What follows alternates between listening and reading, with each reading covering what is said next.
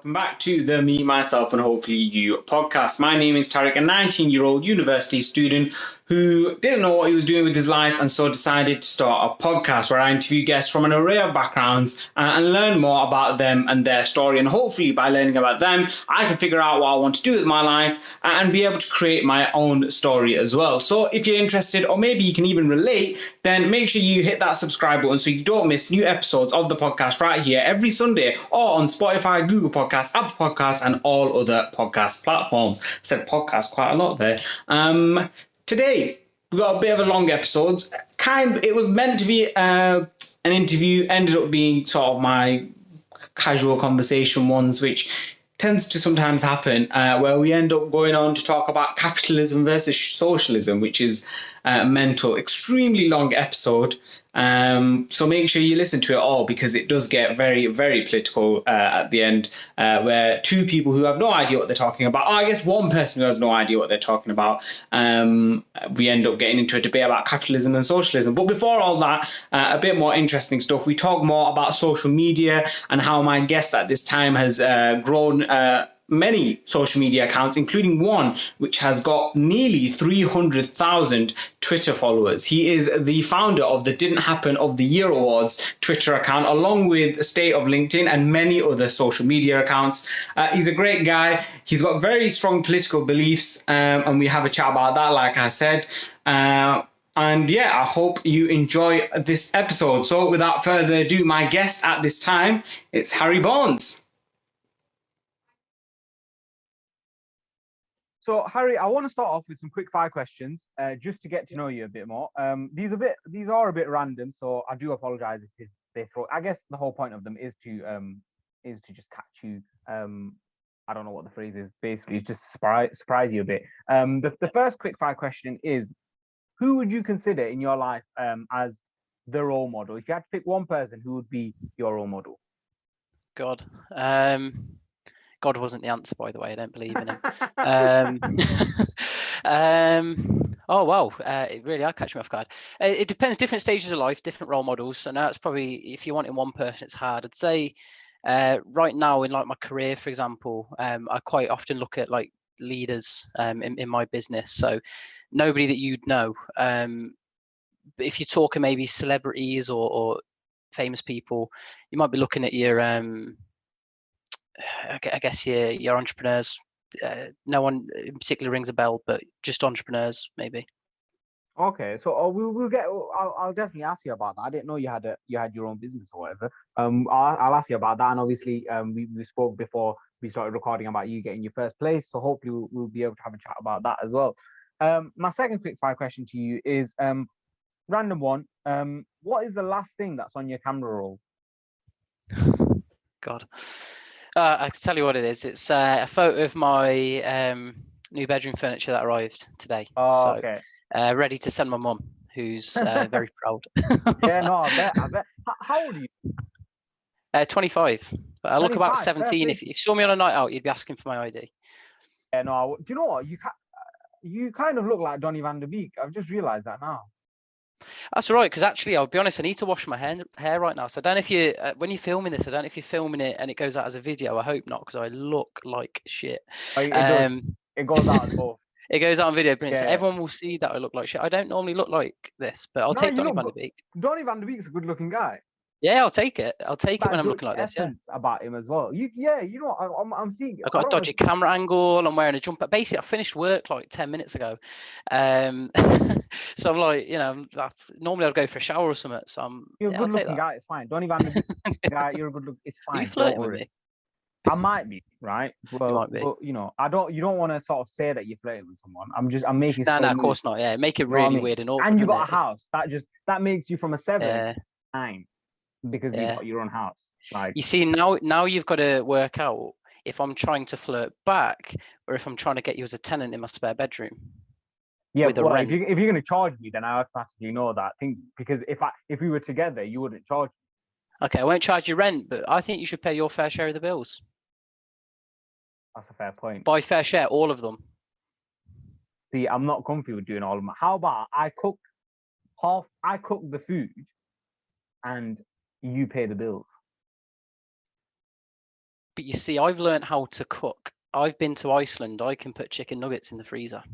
In the oven. See, I don't even know what I'm doing by cooking. Yeah, I'm getting the wrong you word. are meant to put the chicken nuggets in the freezer once you get back. So that is right. It's just you're not Yeah. meant to eat them out of the freezer. You're not. No. I was Okay. thinking you do look a bit. You are looking a bit Looking a bit pale. oily, so yeah, I was thinking. Yeah, not been out in the sun. Yeah. That's all that is. Oh, okay, fair. Yeah, I mean, it is yeah. a beautiful day. I mean, it's been quite nice in England for like a few days now, all building up to the big June 21st. Who knows what's going to happen? Anyway, next.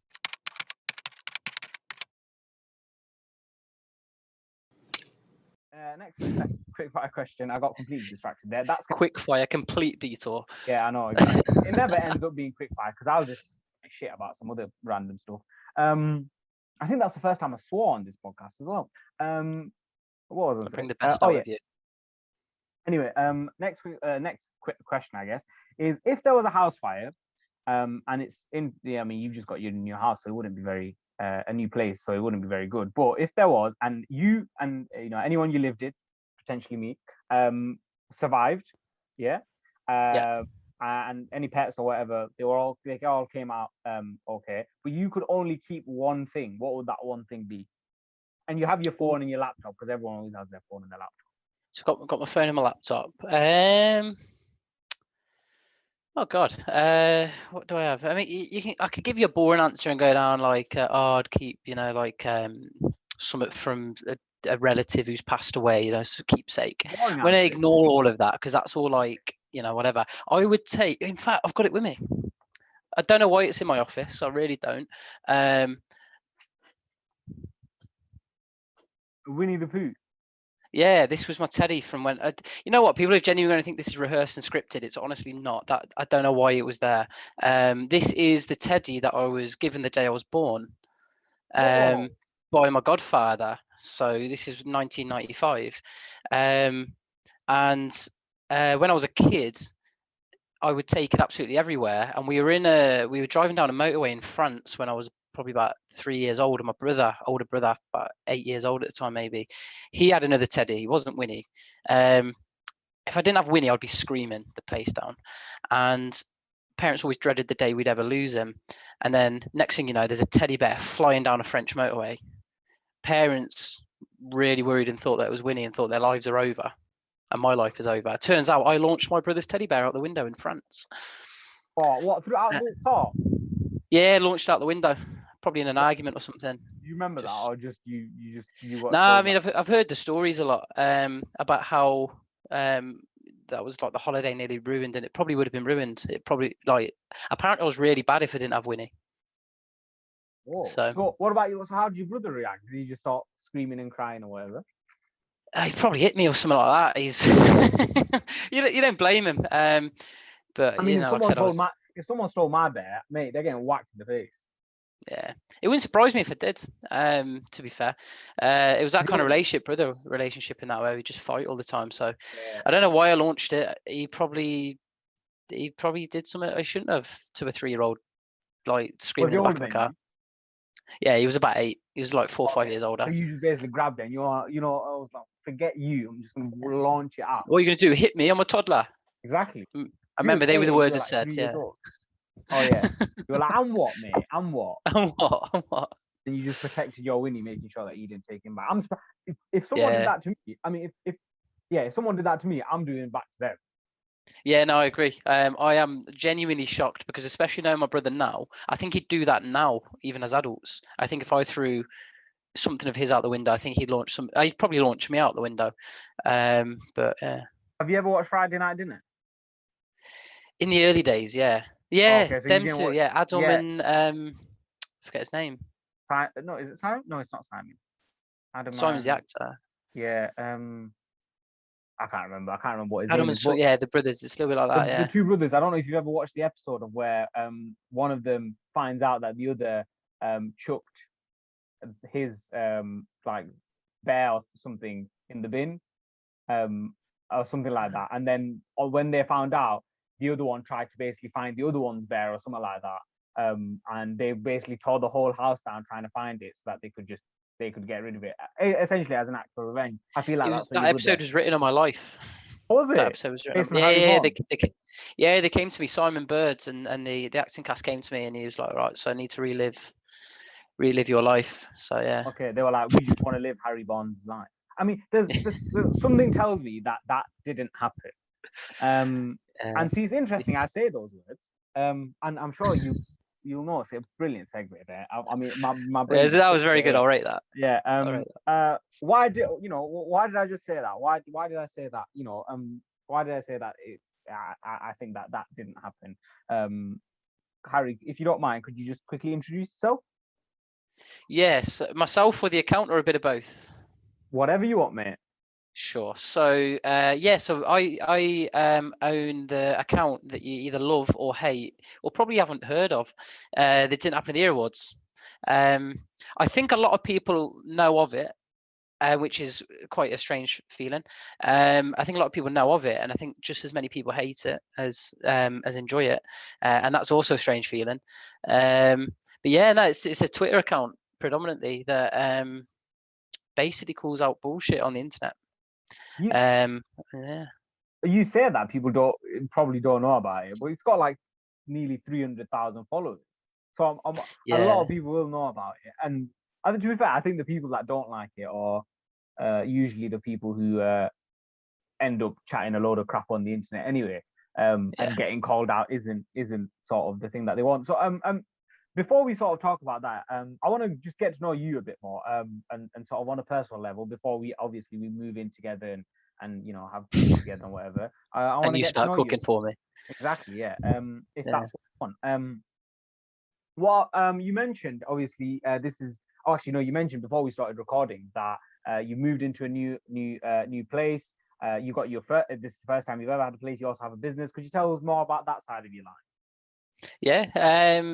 So yeah, literally just completed a new build property about 2 months ago, which is pretty cool. So I'm living alone for the first time. I lived with family. I decided instead of moving out and renting like I probably should have before the age of 25, that I'd just save for a deposit. I used to gamble a lot, which is why it actually took me so long. It probably wouldn't have taken as long. Just normal working class guy from like a ex-council estate, and you know what I mean? So like there's no like weird privilege or anything behind it. Now you get a lot of these news stories, so-and-so bought a house at the age of like 22, and you read it and it says, oh yeah, they were given an inheritance of like 40 grand or something. Well, of course you were able to buy a house. So genuinely, literally just was like most people, no money in the family, working class, I was in a job as an apprentice in a call center, like doing nothing special. But then I got into gambling and ended up in a huge amount of debt over about 3 years. And I stopped gambling probably just over 4 years ago now, and cleared off the debt and started saving. So kind of I set myself back a little bit by not really starting to save for a house until I was like 21. But in that time I was paying off debt until I was about 23. So it took about 2 years to save what I needed to save. And for about 4 or 5 years I've been working 70-hour weeks, doing a lot of overtime, working probably borderline illegal hours at times. So it was a lot of hard work and sacrifice of social life. And how much debt did you end up getting into? Nearly the amount for a deposit for a house. Really? Yeah, gambling. It was lifestyle as well. So it wasn't just sort of gambling, and the problem with debt is it just escalates. So it's not, I didn't borrow that amount of money, but I still borrowed a lot of money, don't get me wrong. But it got over years. Like for example, I started off going casinos. So at the time I was earning maybe 16 grand a year, 17 grand a year. And but living at home, but I was paying like 360 quid a month. It was like a third of my take home pay nearly that I was paying in boards. So the final 2/3 of my pay, I had nothing to spend it on. I'd learned to drive already. I had a car, so the only bills I had was car and phone contract, and obviously what I was paying my mum. And then I started going to casinos and betting your £5-10 on the roulette, blackjack. Got into poker, and I was actually quite good at poker, and I still stand by the fact I'm good at poker. And it's a shame that poker is gambling, because poker I could happily enter a tournament and lose because you get hours of entertainment. and I'd actually usually win. I'd probably say in my lifetime I'm up at poker over my lifetime. Whereas the problem is you have breaks in tournaments in poker. So every like 2 hours, 2.5 hours, you might have a 20-minute break, and you're in a casino. And I couldn't control the gambling very well when it came to blackjack roulette. So you'd have a 20-minute break in a tournament. You go lose 100 quid on a blackjack table, and you'd come back, and you'd be like, "Oh, that was shit." I bet. Why don't you try? I don't. I ended up having on Lucas Robinson, who is a professional poker player now. He ended up winning. He ended up winning $20,000 in a single game. And he basically sacked off his job at a fish and chips shop. And ended up becoming a professional poker player. He's sponsored now. And he's making it for himself, and he's also beaten a world record. He streamed 1,000 hours of playing poker in 100 days consecutively.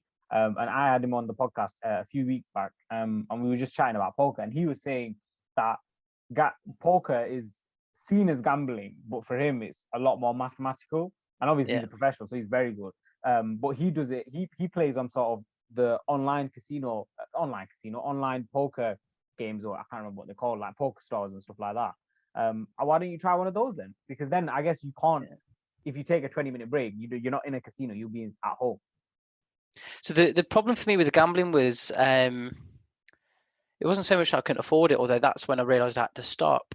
It's more the feeling of regret that you get. So if you play cash games, basically I wouldn't play cash games often, because cash games was quite literal gambling. You'd sit down. Okay, you can argue that there's less of a gamble because you can do the maths behind it. You can win the mind games. You can manipulate your opponents into thinking you have something different. But ultimately, it's still a gamble. If somebody didn't want to play the mind games, and somebody didn't care about the stakes and just wanted to call and call and call all the way until the end, it's literally a gamble on the flip of the cards. So you have to be playing with people of a similar level in terms of mindset and skill. And those games don't usually come cheap, because the people who play low stakes poker, and you're talking 5, 10, 20 pound like buy-ins, those people are usually playing for fun, and those people aren't thinking overly tactical. And I like the tactics behind the game. So then you're starting to raise the stakes to play people who are a little bit more tactical. And when you raise the stakes, you're risking more. So if I could play a game for 5 or 10 pound entry or 20 pound entry, so I could play for fun and not care if I lose, and I can afford to lose, I'd do it. But like I said, when you're playing such low stakes, people are a lot more blasé, and they're just like, whatever. And it becomes more of a gamble as opposed to the skill behind the game. And I guess that will keep going as you keep going up to the ultra professionals who play for millions. Those games will be incredibly tactical. So like such less of a gamble. Yeah, so you almost want to play those ultra games, but without having, being so much money on the line for you. Like you want a bit of both. Yeah, but you can't replicate. The problem is that the tactics and the strategy comes with pressure. It's like penalty shootout. It's like why don't England just practice penalties? I know we won in 2018 in a shootout, but why don't England just practice penalties? We've been notorious for losing them in major tournaments. Why don't you just get better? Why don't you just practice? Why don't you just spend 3 weeks on a training ground just practicing penalty shootouts? It's because you can't replicate the pressure. When the pressure comes, strategy comes, tactics comes, holding your nerve comes, your poker face and everything like that.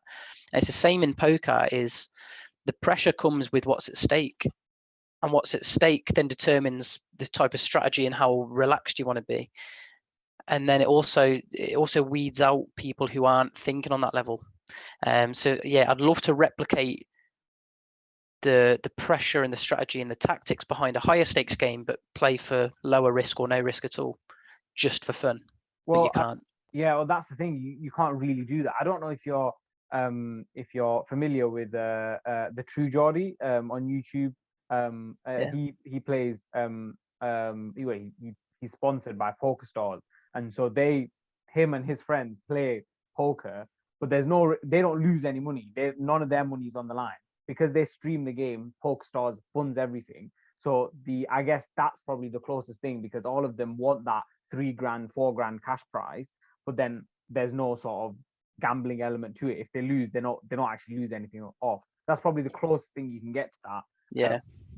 like you said, you can't replicate that situation of the sort of pressure and the way you go. And obviously, if you're only going to lose out on £10, you just go, yeah, whatever. I'll just, just all in all the time. And then, like I said, it becomes a flip of the cards, and it literally becomes the gamble on what cards have you been dealt. And anybody who plays poker for anything more than 20 minutes at a time will tell you that's the most annoying thing that people can do in the game. But I don't blame people for doing it if there's nothing at stake and you're bored. People who play that level of poker tend to be people who are just doing it, quick, short bursts. It's very rare it's because they can't afford a slightly higher game. Because if you learn a lot about poker, you can win a lot of poker, and if you win a lot, you can play higher stakes one day. Yeah, well, I find it interesting the way you're saying sort of you've ditched gambling completely then, including poker for 4 years. Yeah, so obviously fair play to you, congrats on that. I think that's a massive achievement, something like that, especially when you're addicted to something. I can't imagine sort of how hard that would have been. Often when you hear stories like that, especially with gambling, they usually replace it with something else. Do you feel like you replaced your addiction to gambling with someone else? Something else, sorry.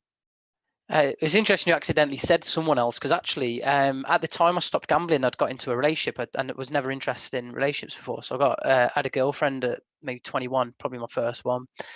It's just not something I've ever been interested in, getting in relationships. I'm quite independent and driven in a certain goal, and relationships don't form part of that. But I needed a bit of change of kind of mind. So actually what was interesting was my interest turned from gambling to, oh my god, if I gamble and start losing loads of money, I can't take this girl places. I can't, I'll be an embarrassment to her family. I'll be an embarrassment to her. So there was an element of, all right, don't gamble, but spend that money. It wasn't always spend the money on her. I'm not going to go and pretend that I was spending hundreds and thousands of pounds on her every week, like I might have been in gambling.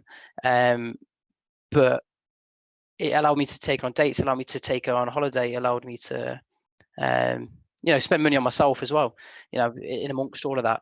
So I kind of replaced it with that for a bit. And when that relationship ended after about a year, that kind of, I'd already had a year now without gambling. So it wasn't on my mind as much. And my worry was when it ended, am I going to go back to gambling? But I held myself together and then didn't. And then the obsession kind of changed ever so slightly to how nice would it be to have my own place? Didn't want to be living at home. I was at that stage, I'm 22 years old, don't want to be living at home. But if I want to have I don't want to rent ideally, because you're paying off someone else's mortgage. So now in an ideal world, I want to buy a house. So how can I achieve that? I've got to work really hard. I've got to work harder than I would have had to work otherwise because of my stupidity for a few years. So now I've got to work extra hard. And I'm a firm believer that you work for what you get in life, and getting a house isn't easy, but I put the hours in. Some 100%. people won't want to put the hours in because they'll want the social life, they'll want the relationships, they'll want the holidays, that's fine. But the sacrifice is that I wouldn't have a house if I had all of that. So then I'd be renting, which is fine again if you're happy renting, but that's not what I wanted. Yeah.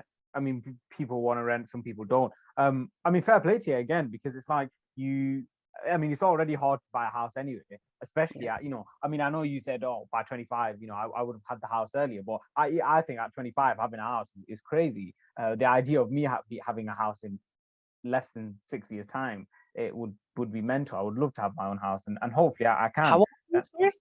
19. You're 19? Fair play to you. I did not know. I did not assume that. I thought you were probably not far off my age. Oh, I'm 19. You said you're 25? Yeah, you're 25. Yeah. Oh, 6 years. I feel so old. Oh, mate, look, it's because of the beard and everything, man. It's like most 19-year-olds don't look like this. I have this conversation with every guest, because I tell them I'm a 19-year-old when I first message them. I'm 19 years old, going to uni. Started this podcast because I just wanted to meet some people, because COVID made first year of uni pretty crap.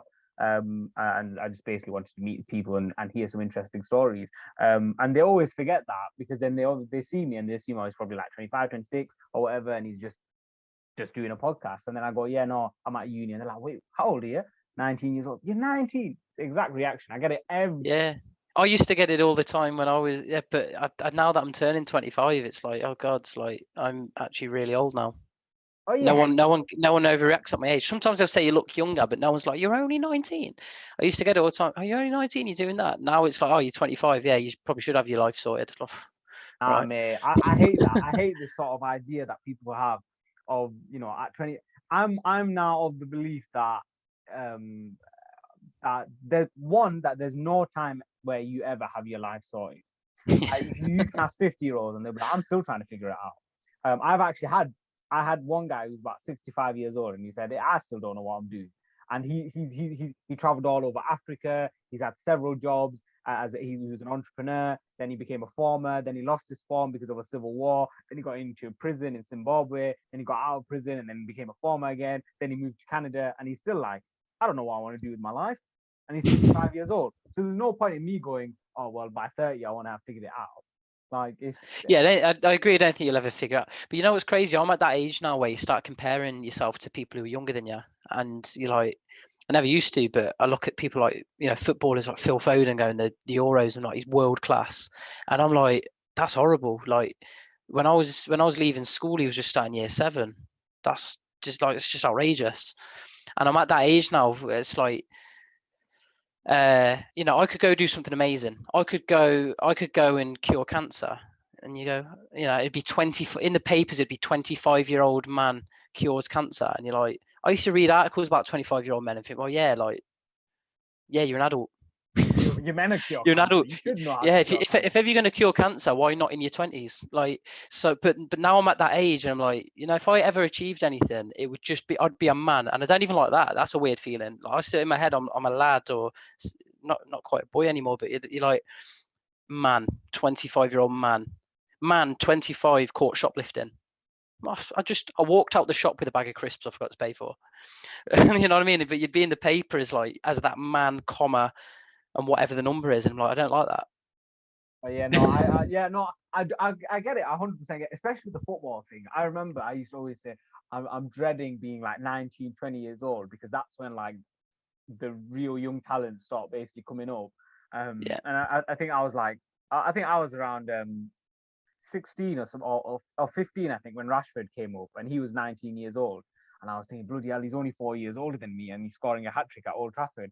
And then Greenwood came out, and Mason Greenwood is 3 months younger than me. And I was like, oh my God, I can't believe this. This guy is, scoring goals at Old Trafford, and I'm here flipping, I don't know, what am I doing with my life? But it's like, I feel like we should remember, I think it's because of social media and because we're so passionate about football and we're always watching these guys and they're living the dream. Any football fan would say that the dream would be to play for football and to get paid for it, I guess. And they're living the dream, and sort of it's very easy to compare yourself because you're constantly watching them. But we've got to remember that we're all on our own timelines. Like if at 40, if Phil Foden goes on to win 3 Champions Leagues, 5 Premier Leagues, and 6, World Cups, right? And you end up curing cancer at 60, you will ultimately have the bigger legacy. I don't know, like winning 6 World Cups in a career would be pretty mad. Okay, I should have said 6 charities, but 6 charities. Let's say 1 World Cup, yeah, you would still have the bigger legacy, right? And you could do that. And even if you don't have the bigger legacy, one of the things that this podcast has taught me is life is about creating your own story. And if you can create a good story that you can tell and pass on, then you can potentially change other people's lives just by like one story that motivates them to go on to do something else. They motivate someone else. They motivate someone else. It's a chain effect. It's a chain reaction, because you've done one small thing. Like, so one of the things, I mean, I'm not trying to big myself up, but obviously I can only use myself as an example. So I started running when lockdown started, and I'm still doing it. And I think I upload my Strava thing on Instagram every single run because I wanted to document it, and I wanted to just have a sort of collection of it on Instagram. And every so often someone will message me and be like, oh Terry, you smashed it, oh, you're doing so well, I'm happy for you. But I had this one message where someone was there like, oh Tarek, man, I'm seeing you progress so much, I really want to get into running, can you give me some tips? And for me that was amazing, because this was someone that was like, he was overweight, he wanted to lose the weight, and he saw that, I've lost around 2 stone since starting the running. Nice. I can run. When I started, I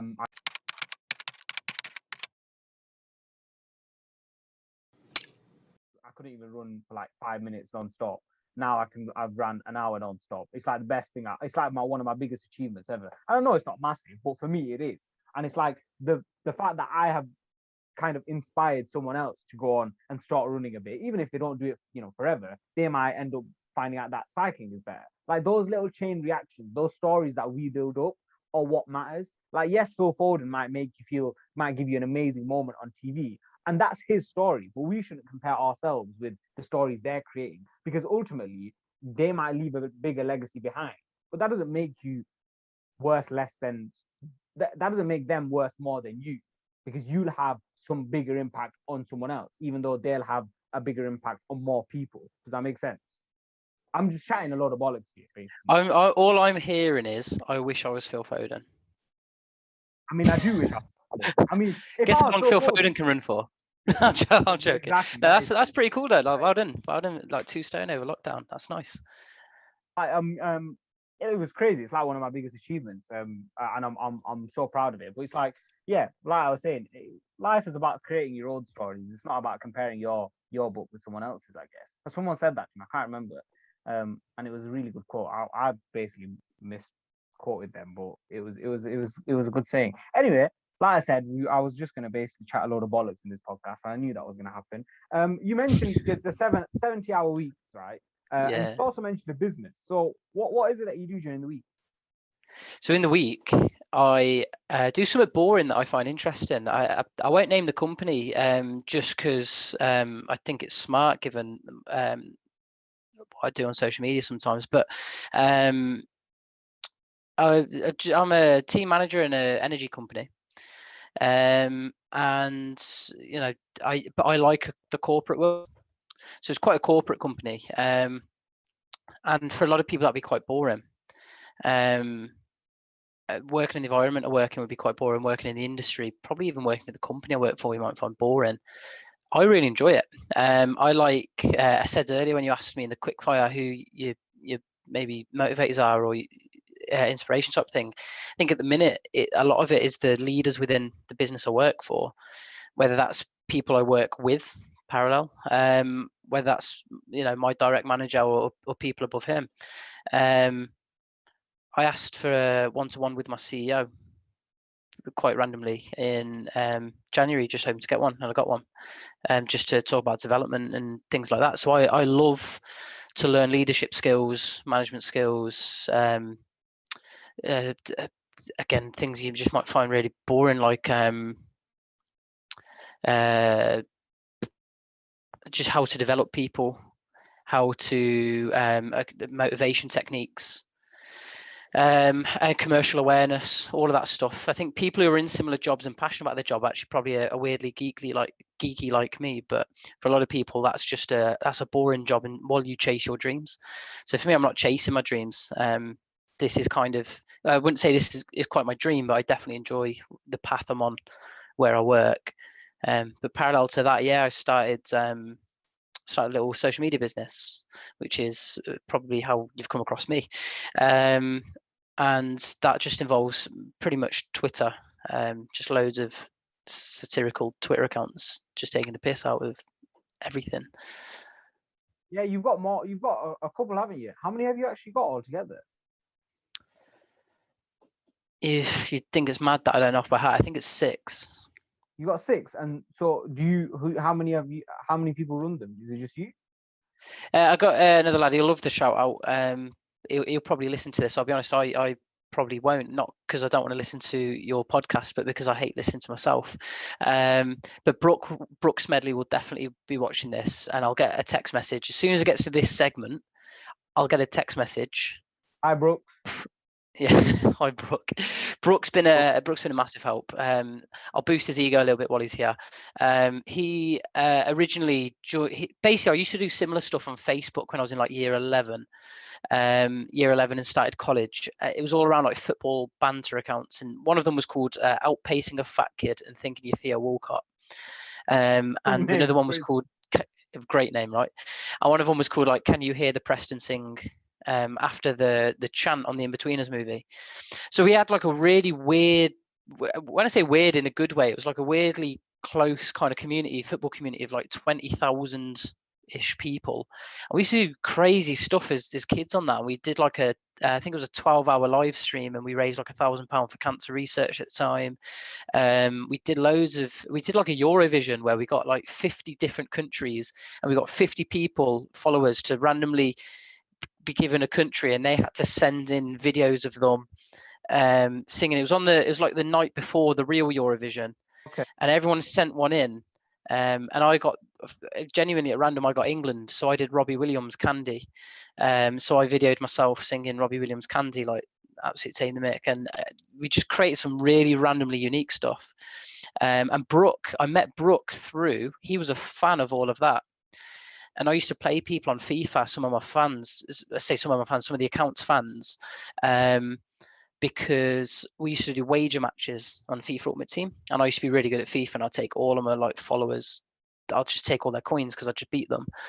And he was one of them, and he used to want to sort of hang around a little bit longer even after we'd played in the Xbox parties. So we did, and we just became like friends. So as soon as I started doing stuff on Twitter, he always wanted to be in that Facebook community. It was almost like a Sidemen-esque type community where it was like we were all admins of this page, and you had loads of people just wanting to get involved all the time and almost wanted to replicate it. So you'd have loads of spin-off pages that were, you know, people trying to replicate what we were doing. Some of them successful, some of them less so. So as soon as I did Twitter, Brooke wanted to get involved. I mean, there was a gap of several years in between that where we stayed friends. He doesn't help me with the Didn't Happen in the Year awards, because even though I trust Brooke, that's like me, like that's sacred. But Brooke now pretty much runs the state of LinkedIn, which has nearly 200,000 followers. He runs State of Selling. He runs the state of Facebook. I think I follow all of them, you know. I didn't even know they were all yours. Yeah, no, I yeah. So They're all mine. So you got 4, yeah? I've got those. I've got another one, the state of Twitter. Although I'll be honest, I haven't even tweeted off that before. That's pretty much Brooke. And then there's another account that I actually bought a couple of weeks ago, and I haven't really tweeted off, and I kind of regret buying it. It's got like 30,000 followers, and it's only a couple of months old. It's called Scenes You Love to See. It was I don't know if you remember seeing it. It's the one that got all the media attention, because originally it was called Things That Lasted Longer Than the European Super League. Oh yeah. Yeah, so I own that account now. Yeah, that's my account now. It wasn't my account. I bought it. Yeah, I follow every one of the ones that you've mentioned. I had 2 other accounts that were both suspended at about 50,000 followers for copyright infringement, which was one was about Call of Duty, posting like nostalgic people raging on like Modern Warfare 2, like your game chats and stuff. And then another one was called FIFA Bangers Daily, which was posting retro FIFA music from a nostalgia point of view. Both those got banned, really annoyingly. They, like I said, I think KSI followed. I can't remember which one. I feel like it was the Modern Warfare 2 one. KSI doesn't follow many people on Twitter, and I think he follows like 100 and something people. And this was one of them. So therefore it opens up KSI's DMs. Whether he replies is another thing. But so he had quite a lot of attention on those 2 accounts, and just to go. So I've always wondered with Twitter, how obviously I know Twitter has sponsors, and you can Twitter, that's how Twitter get paid. But how do you monetize that then? Because when I see sort of all those accounts, you know, I just looked them up now. I follow all of them. There's you're not selling anything. You've not got affiliate links or anything. How is that? How does Twitter how do you monetize that? So I don't as much as I could, and in some people's eyes should. Part of that's because I want to keep the content good. There's a scene in I don't know, have you watched The Social Network? I've heard of it. The Facebook one. You know, the one about the history of Facebook and how it started. I think so. So there's a scene in that I love that movie. It's probably my 2nd or 3rd favorite movie, and I've watched it so many times. And there's a scene in it that I love, and it reminds me of me and Brooke. Brooke's very much about wanting to make money out of these things. Brooke likes maybe any attention that comes with it. He likes the idea of making money. I don't. I just enjoy doing it because it's unique. I like being a bit creative, and stuff like this is like coming on a podcast, and that is fairly new to me in the last couple of years. And there's a scene for, if anyone's listening and they've watched it, you'll remember Sean Parker, who's played by Justin Timberlake, the guy who founded Napster. He gets brought in by Mark Zuckerberg and Eduardo Saverin, the founders of Facebook. He kind of gets brought in to Eduardo doesn't like him, Mark does. Anyway, Eduardo's he's all about making money. And he said, look, we need to monetize the Facebook, as it was called at the time, the Facebook. We need to monetize the Facebook. We need to post ads. We need to do this. We need to do all that stuff. And Mark is arguing, and he's like, nah, like, we don't want to post ads. We just, he's the creative guy. He's the one who just wants something unique.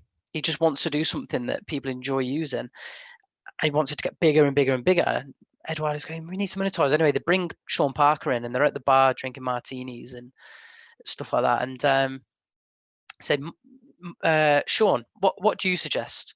I think we should monetize it into ads. Mark thinks we shouldn't. He's like, why would you monetize it? Why would you post ads? It's like having the coolest party. It's like having the coolest party. I can't remember the exact analogy used. It's like having the coolest party, but you got to be home by 10 or something like that. He's like, why would you do that? Yeah, you could go make $1 million, and $1 million is cool. Do you know what's cooler than $1 million? $1 billion. And that scene, I always remember that. And also, I don't intend to be a billionaire, although I wouldn't mind. That's not the ambition. Being a billionaire, yeah. You wouldn't mind that. I wouldn't mind $1 billion, but it's all right. Yeah, I'll take $1 billion. I'll take 900 million. That's not the ambition, but the logic is the same. The logic is, I've got something that people enjoy. Not just one account. I have 6 accounts that clearly people enjoy. Otherwise, I wouldn't have thousands or hundreds of thousands of followers on them. So they obviously enjoy the content, and they follow it because they enjoy the way it is now. The moment I start posting ads, the moment I start expecting people to pay for stuff, like merchandise or whatever, I'm only going to do it because I want to make money. The moment I start doing that, you change the feel of it, you change the purpose of it, you change the why. And when you change the why, people follow it because they like what you do and why you do it. The moment you change why you do it, they only like what you do. And if your why has changed, if your purpose has changed, the what you do also changes by default, even if you don't realize it. So therefore, they now don't like why you do it, and they now also don't like what you do. So why follow? So all of a sudden, you're going to stunt the growth. Now, you could argue that I could go and monetize it now, and I probably could go and make, and I'm not exaggerating, on Didn't Happen in the Year alone, Didn't Happen in the Year awards alone, I could probably make $5,000 a month minimum, which is a lot more than I earn now. In my normal job, I could do it. But what you're going to do is you're probably not going to grow much further. You're going to do what I call sort of like the Lad Bible effect, which is you disengage your audience and you move away from what they signed up to. No one started following the Lad Bible back in 8-9 years ago. I think it started in 2009. I think Unilad was 2013. No one was following a decade ago Lad Bible because they were interviewing the Prime Minister at Downing Street about whatever. They followed it because they loved Cleavage Thursdays. They loved girls getting their tits out. Yeah. And you can argue that it's misogynistic and you shouldn't have that, and women are more than whatever. They followed it. Like, you can't. Yeah, that's why they followed. Whether it's misogynistic, racist, whatever, they followed for that reason. It'd be like going onto a porn website and you can argue, should porn exist? It'd be like going onto a porn website and getting financial advice. That's not what you're there for. So you could argue the morals behind girls getting their tits out on Lad Bible. You could argue the morals behind the Lad Bible as a company. But that type of content, the Lad content, the literally, when you look at Unilad, who Lad Bible actually bought, because Unilad went into administration a few years ago, the Lad Bible and Unilad both have a common word, lad. It was very much lad culture. And like I said, maybe it's a little bit outdated. And of course, you have to adapt with the times. But they've turned so far away from their original content that I had to laugh. It was either yesterday or the day before, Lad Bible tweeted, "What is the biggest downgrade in history?" I saw this. And then the reply was something to Lad Bible or whatever. Yeah. Yeah, they got torn to shreds in the replies, to the point that within the first few seconds, as if you saw this bit, within the first few seconds, they actually hid a reply where somebody said, Lad Bible going from Cleavage Thursdays to this shit. And they hid his reply because obviously Wow. they didn't want Yeah. anyone to see it. But then in comes an absolute barrage of everybody pretty much saying the same. And there were other people taking the tweet seriously and giving legitimate things, but they got absolute barrage of it. But what Lad Bible weirdly have, and I think they know this, I don't know anybody at Lad Bible to say that I've spoken to people at Lad Bible, but not like this. They seem to have created something that people can't take their eyes off. I still follow it, and I don't know why, because it's shit. The Lad Bible is not what I followed it for when I followed it. Now, I'm not saying I followed it for Cleavage Thursdays, because I actually think they'd stopped that by the time I followed it on Twitter, because I didn't really get into Twitter till like 2014-ish. I was in 7 at the time, so I probably still thought girls were disgusting back then. So probably. I was too young for that. That's not why I followed Lad Bible. I remember them doing that on Facebook. When I was doing my Facebook stuff when I was a bit younger and really mature and thought, oh, tits. But that's not why I followed them. But even what I did follow them for, they're not anymore, and I don't think they'll ever go back to. They're too Corporate. they're too socially, too corporate, too socially responsible, too pandering to Had Sir all the Alex different. Ferguson on. They had Fergie and Neville on a few days back, and they were just interviewing, and it was just so weird because I followed them. Sorry to interrupt, but I followed them a lot later on because I got into social media a lot later on. But even then, it's like I can tell the difference between the content from those years to now, because now they're basically trying to be like Bleacher Report, or they're trying to be like essentially Bleacher Report's another example. Bleacher Report were amazing. I don't know if you're familiar with them. They were amazing sports content. Now I don't even look at Bleacher Report anymore. I don't follow them on anything because they think they're journalists. That's all it is now. It's almost like, and I get it because they're a multi-million-pound company. They've done well. This isn't me slating their business model. This isn't me slating what they've achieved, because actually the Lad Bible is a fantastic example of how a Facebook page or Twitter page, I don't know which one came first, in 2009 I think it was, has become worth millions and millions and millions of pounds. And like I said, they're interviewing the Prime Minister. Like, what? That's like didn't happen in the Ear Awards going to Downing Street during the COVID Hi, Mr. Prime Minister from Didn't Happen of the Year Awards. Yeah. Do you have any words for us? You imagine that. But that's, so I'm not slating their model. I'm not slating the company or the people who work for it. What I am slating is the hard shift that they've done. And that's something I don't want to follow. They've gone and made a lot. Their founders of Sully Summit, there's Sully Summit in his name. He's gone and made, he's probably a millionaire now. He's probably living an amazing life, and he does not care what Harry Barnes is saying on a podcast with Tariq Ahmed. He doesn't care. And his staff earning 30, 40, 50, 60 grand a year don't care. The sponsors that are making loads of money off them don't care. So this isn't about some weird random attack. It's just I don't want to replicate that. I see it as a bit of a sellout. I think if you went and spoke to 100,000 people who used to follow Lad Bible 10 years ago and says, what do you think of them now? Sellout is probably going to be the most common response. It's okay to be a sellout. I'm probably going to be a sellout one day. I'm not going to lie to you. One day I will probably cash in on what I've built. I don't know how, and I don't want to ruin the content. Everyone's got to do it one day. I just consciously don't want to. I'm learning from the Lad Bible and going, all right, I've got to make sure if I am going to cash in and sell out, I need to keep the content good. I need to keep the followers happy. I'm not going to have them all pissed off at me in a few years' time, hopefully. But to go back to your original question, I think we went off on a tangent. How do I monetize it? The ways that I do, when I very rarely do, is paid promo that slips in there, a little bit unnoticed at times.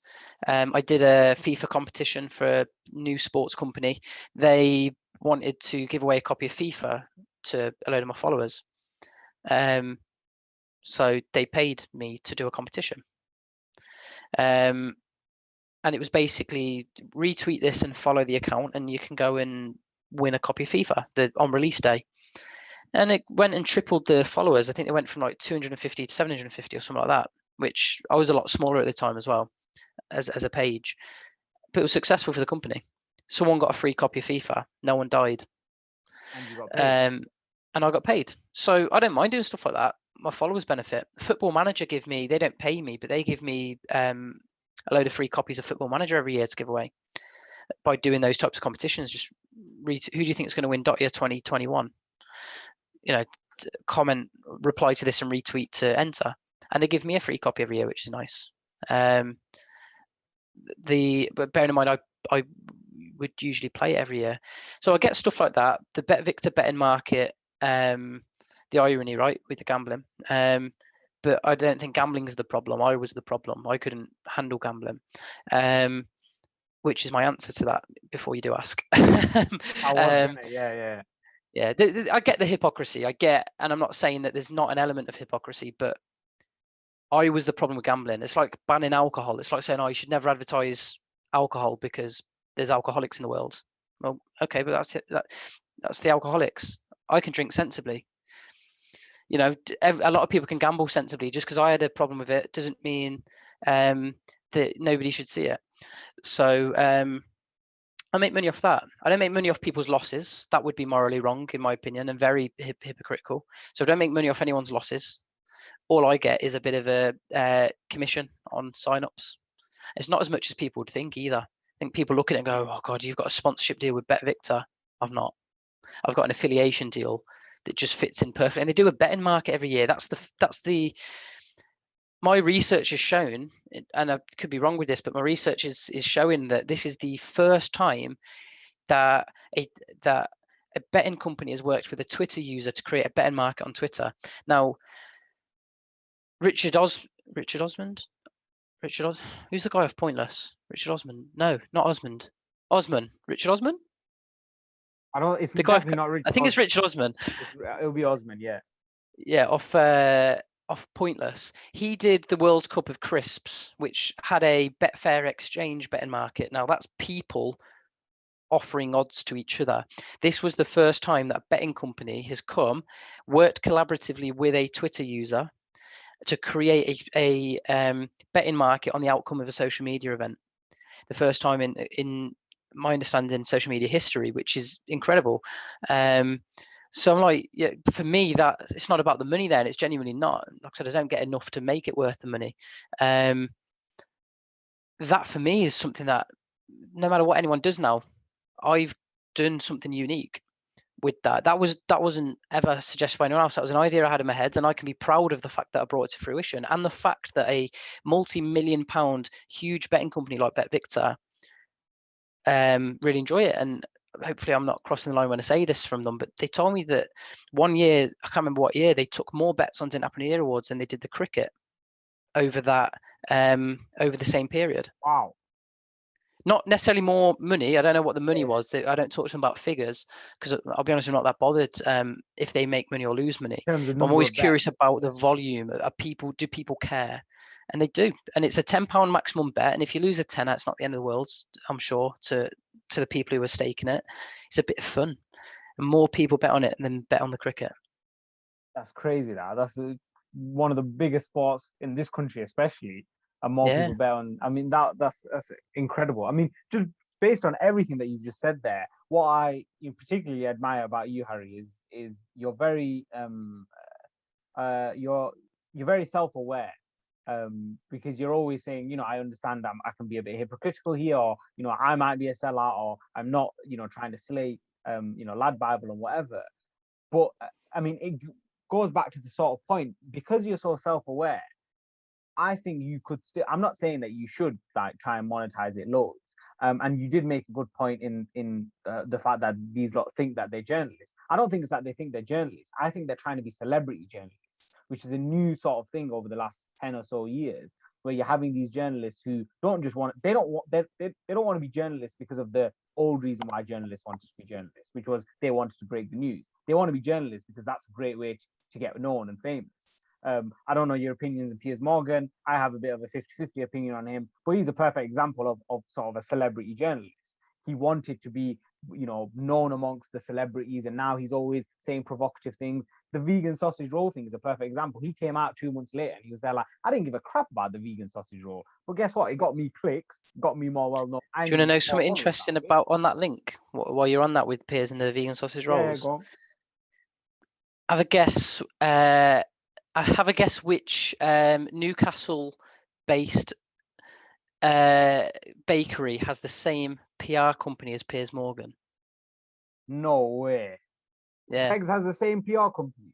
Same PR company as Piers Morgan. See, this is what I mean. I didn't even know that. That's mad. Yeah. So you look at it and you go, so it all adds up. Now you look at it and you go, right, it was obviously a setup, but fair play. That is genius to me. Like, you've got Piers Morgan, who is your Marmite of people. And anybody who loves him is going to start tweeting about Greggs, and everyone who hates him is going to start tweeting about Greggs. Because he's talking about Greggs. Yeah, exactly. And everyone's going to go out and buy it and try it because they're like, what's the thing? There were people, I don't know if you saw, I mean, it was stupid. There were people, because they wanted likes on Twitter or Instagram, they were recording themselves buying it and then chucking it in the bin. But Greg don't care. They don't give a crap. They're making chuck it in the bin if you want. It's not our responsibility. It's like happy days for them. That's mental. I didn't know that. I knew the whole thing about him basically saying he didn't actually give a crap that they didn't care about the vegan sausage roll. It's just a good way to get a bit of attention. I don't know who the PR company is. The only reason I know that is I had a phone call with a guy who follows me who I don't know if you no, you'd be too young for it. There was a page called Wikipedia. There's a guy called Rob. It was a joke website. It was like really dark humor. Guy who founded it follows me, and he called me to talk to me about this new Twitter account. No, sorry, I called him about this Twitter account he'd created that I quite liked called Fesshole. And we were talking about everything. We were on the phone for about an hour, and I remember him saying to me, he was telling me that because I thought, I'm going to go away and look into it. And yeah, and I've figured it out. It's like, geez, it's genius. No one would have thought that there was a link. In what world would there have been a link between Greggs and Piers Morgan? Exactly. Especially the way Piers Morgan presents himself as this independent journalist who hasn't got any sort of overarching. And I'm not saying he does have an overarching sort of puppeteer or anything, but like, the example where he said there's always links and, people try and be, and we were talking about celebrity journalists. I don't know how we got onto Greggs, although I do love Greggs. My dream would be for Greggs to sponsor this podcast. My obsession with Greggs is ridiculous. Plug. Honestly, mate, we just want Greggs. Oh man, when Greggs closed down over lockdown, I became depressed because I needed Greggs. It got so bad that every day I would wake up and the first thing I would do is go on the internet, type in Greggs, go on the news section, refresh, and see if they'd done a new news article about when Greggs were opening. And then when I found out, did you not do the logical thing and go to Iceland and buy all the Greggs stuff to cook yourself? Because it's literally the exact same. At the time, I didn't know that Greggs actually sold the thinking, but I don't think they do. I don't know if they do the because I prefer the sweet treats from Greggs. Okay, they don't do the sweet treats. Yeah, exactly. Yeah, that's the issue. Is like I've spent before, I think £11.50 on Greggs. Was it £11? It was something like that. And I only remember it's £11.50 because I gave them a £20 note and they gave me a load of change back. It was something like that. I spent it and I ate it all within like 2 hours. In one sitting, just ate it all. And it was like 4 donuts. It was like 2 pasties, a cheese pizza. It was everything. And it was the best time of my life. So Greggs, if you're watching, Greggs is a PR company. Greggs, I'm half Geordie. My dad is a Geordie. You're Geordies. Do Tariq a favour. Exactly. Listen to Harry. He knows what he's talking about. He's got like nearly 300,000 followers on his Twitter. It's mad. It's mental. Oh, I found it quite interesting when you said before that you bought that other Twitter account. Why didn't instead of buying that, why didn't you just make another Twitter account, call it that, Scenes You Love to See, and then just shout it out on or just be like, oh, by the way, guys, I know you said that you want to preserve the sort of nature of all your Twitter accounts, but you could have just easily said, oh, I've made another account, follow it, or you could have tweeted on your personal account, I've made this account, and then retweeted on Didn't Happen of the Year awards. Why didn't you just do that? Because I guarantee you'd automatically get at least you probably end up getting 30k from that. Not straight away.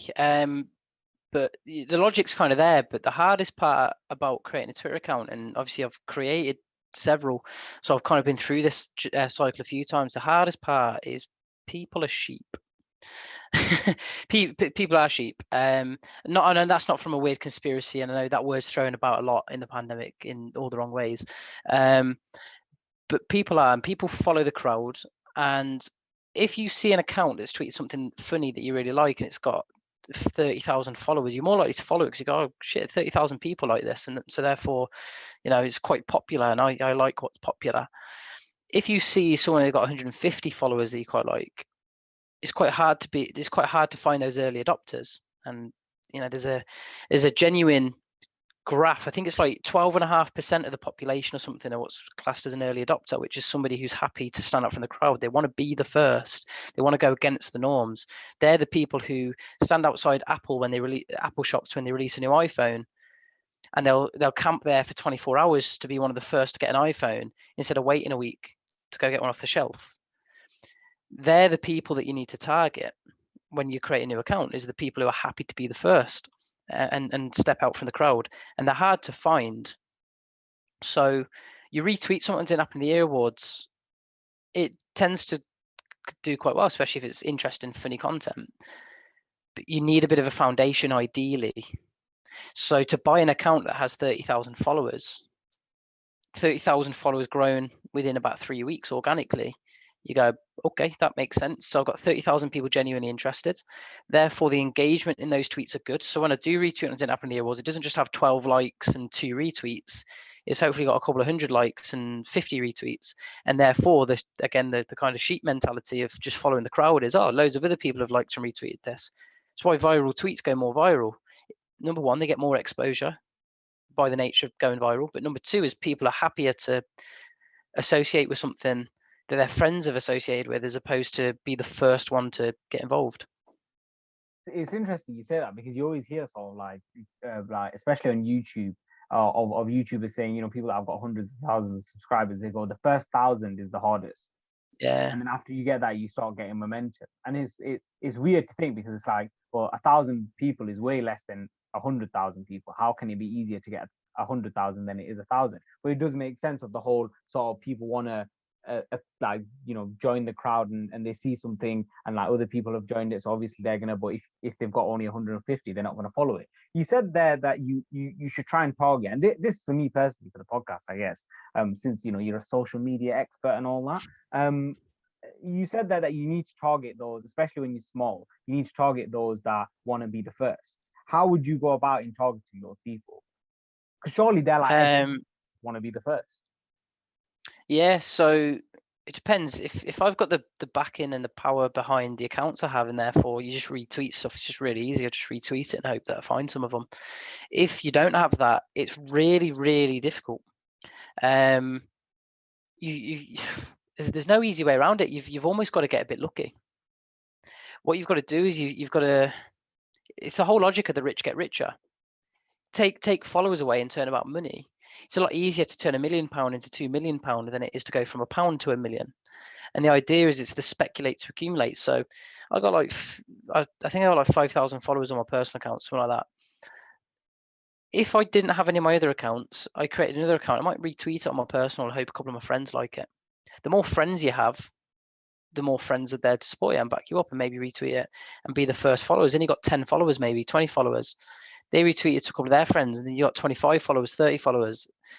And it's painfully long and slow, growing at a pace of 5 followers a day, 20 followers a day. But then you look at what 5 followers is relative.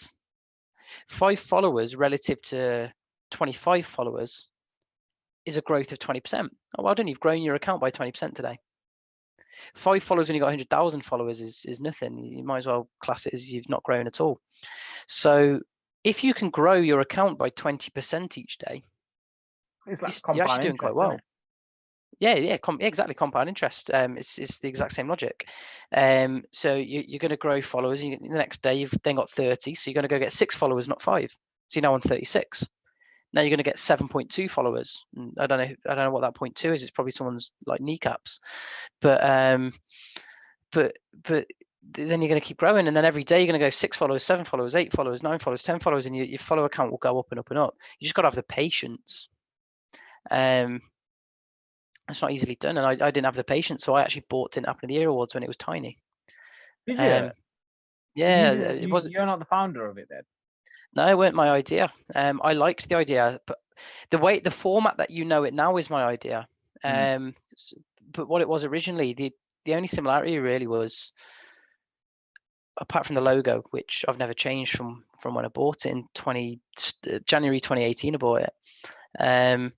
It had like 17,000 followers or something, which is a lot. Like I said, the foundation, it gives me a foundation then. They did the awards, but they did the awards once. It was the end of the year. They didn't do it a second time, and they didn't have the.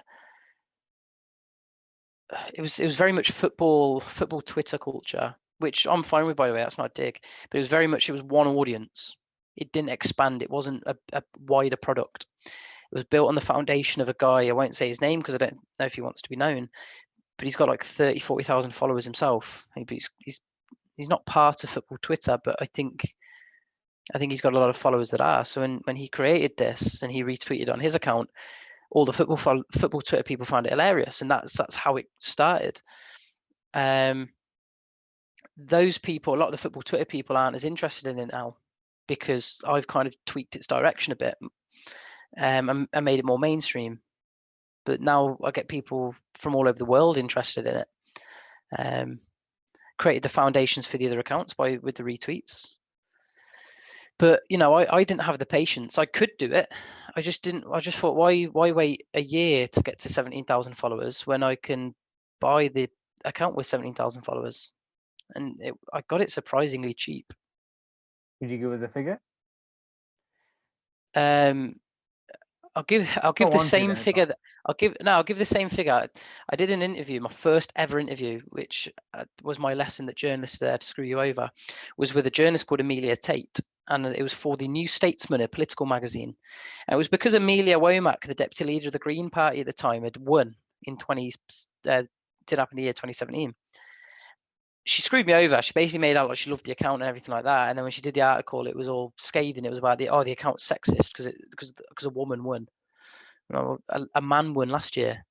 So that's well weird. Why would you say that? If you're looking curious there, it's probably because you've seen another article Amelia Tate did, but this time with either Vice or Metro or something like that. She did another article trying to out the account as sexist.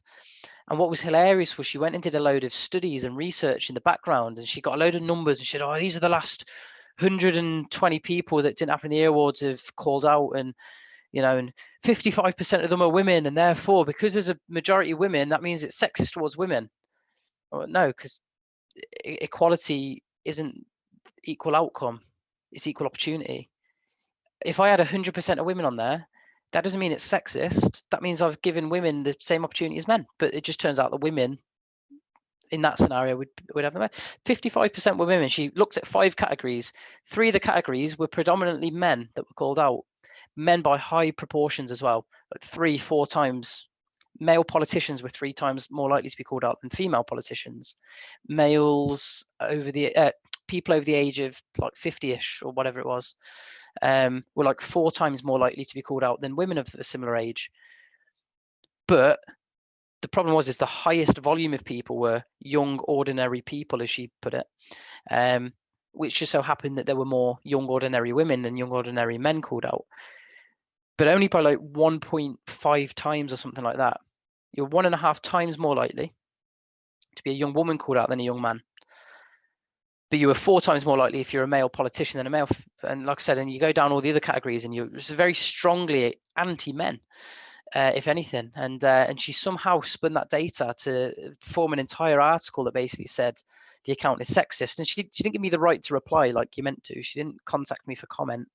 Otherwise, I would have made similar reference. But it's hilarious because the data proves that I was not anti-women, but the whole article and that stigma has stuck, that you get a lot of people on Twitter like, I didn't have any awards, you love to take the mick out of women and men just as much.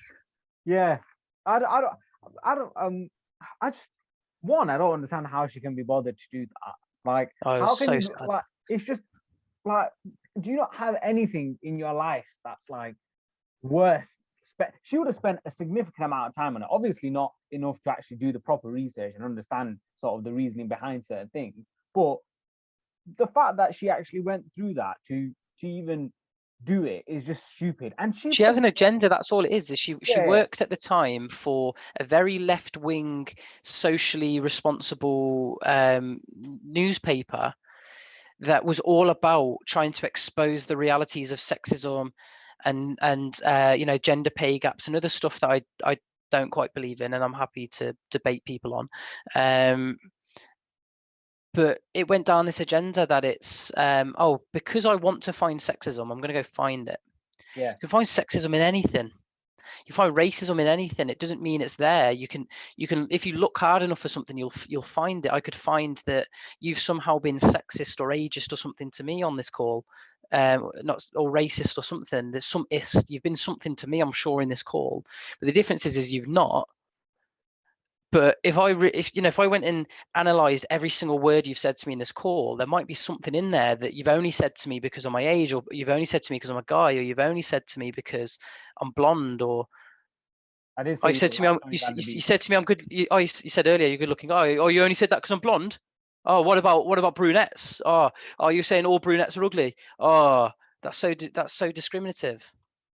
No, You know, you can do it anywhere. said it perfectly there. It's like she found and it's so common these days, and it's just it's so frustrating to see.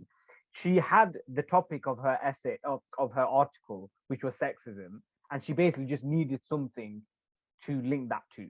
When Yeah. really it's the opposite. She should have gone, I've got this guy who's got this Twitter account, very successful Twitter account. I want to learn more about it, right? Which is why why I wanted to do the podcast about you. I want to learn more about you, why, how it came about. I thought you started it. I've learned you didn't start it. This whole world of buying Twitter accounts that I didn't even know about, I've learned that. I didn't go in going, I want to basically be able to accuse him of racism. I just need him to say maybe a few words, then be able to, then she can claim that she's done an interview. So she can say, oh well, I've interviewed him, I did the research, and then produce an article. Well, it should be the other way around, in the sense you go in there, you want to find out more about, then you go, right, I'm going to note them down, and then you've got a topic to write an essay on, and maybe then you could suggest something. But it's quite obvious that because she's pointing out at the stupidest thing, 55%, that is essentially equal.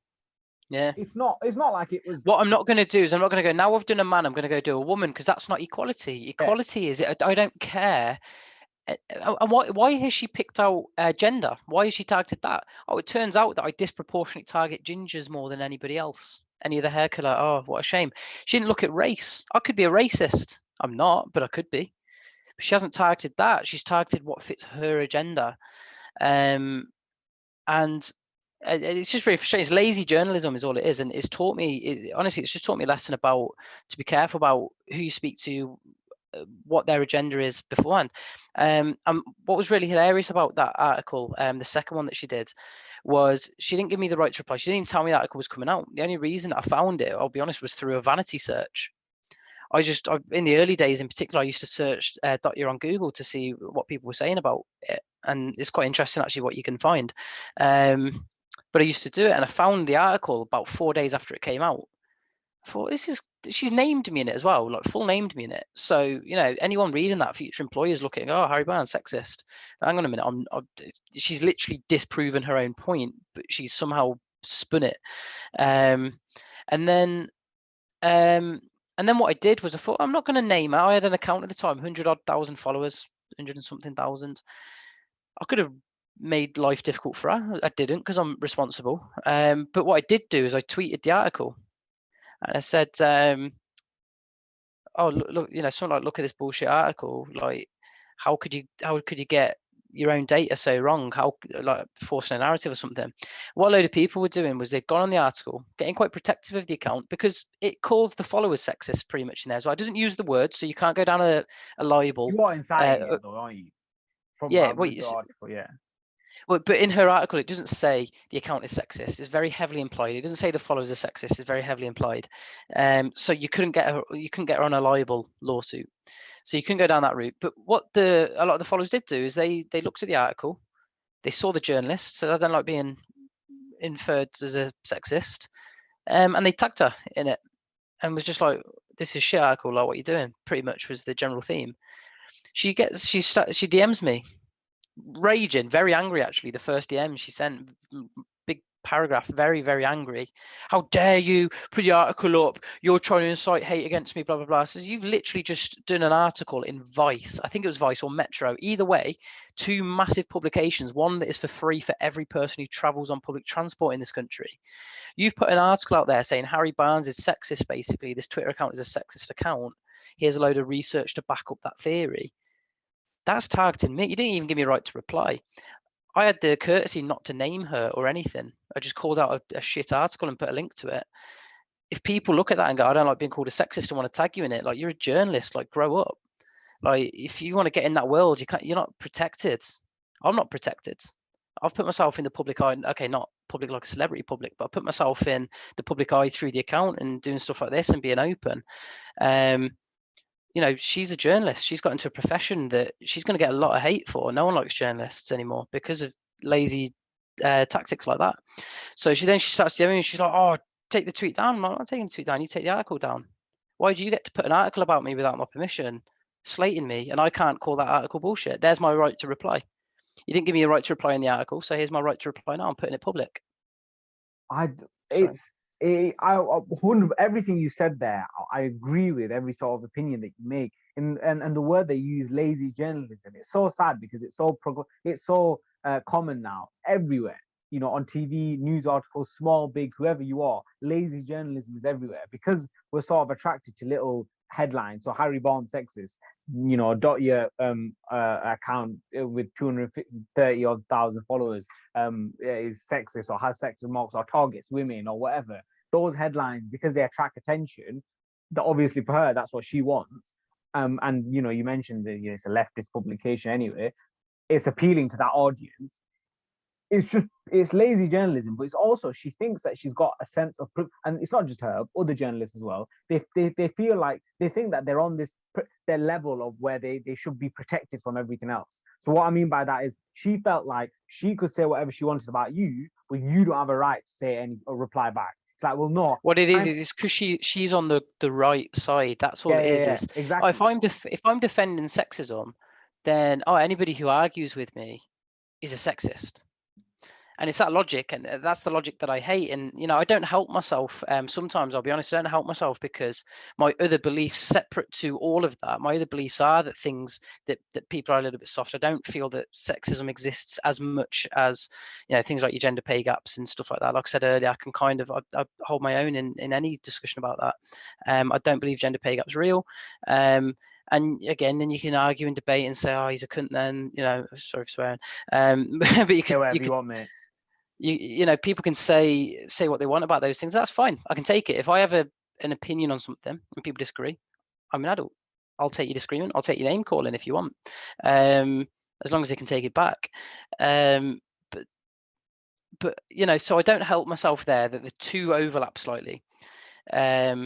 So that's why I kind of sit back a little bit more and just go, you know what, say what you want to say, because if your only defense to any kind of intellectual debate about a claim as serious as there's sexism in companies, there's sexism in corporations, it's literally illegal to be sexist in a company. It's literally illegal to pay someone different because you're a man or a woman. It's illegal to not offer someone a job because they're a woman or because they're disabled or what, unless the disability gets in the way of the job. So it's illegal. So what you're claiming is that these companies are acting illegally. That's quite a claim. If you're going to claim that the majority of companies in the country are acting illegally, and you only didn't get a job because you're a woman, not because the other person interviewed better than you, just so happens to be a man.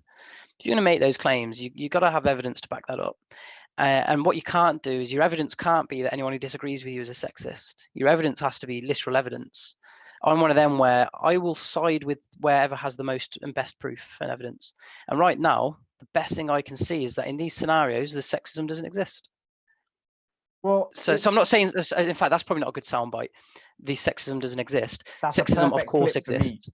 Yeah, so Right. yeah. If Show you're a your media own take, that's mate, going on. no. Yeah. Yeah. Do you know, I That's, might actually clip this up and then send it here and be like, look, I've I know. this is proof. Of course, sexism exists. That's not what I'm saying there. Sexism does exist, and it exists in companies. People are companies. People run companies. So if people can be sexist, companies in some sense can be. But my point is it doesn't extend as far as I only got a job because I'm a man.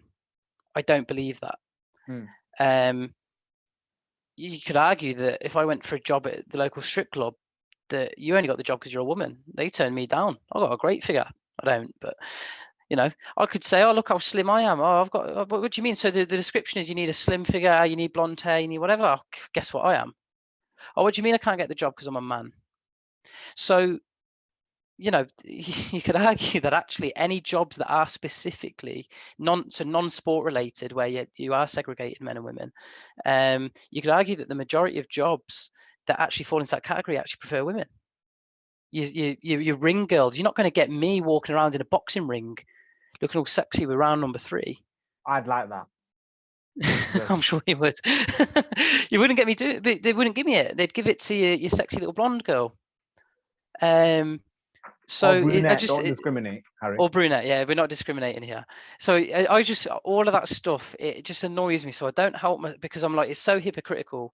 The arguments are, and then obviously the argument goes, well, women shouldn't be objectified anyway. Strippers and ring girls shouldn't exist, right? So are you for or against women's choice? Because if a woman wants to be a stripper, let her.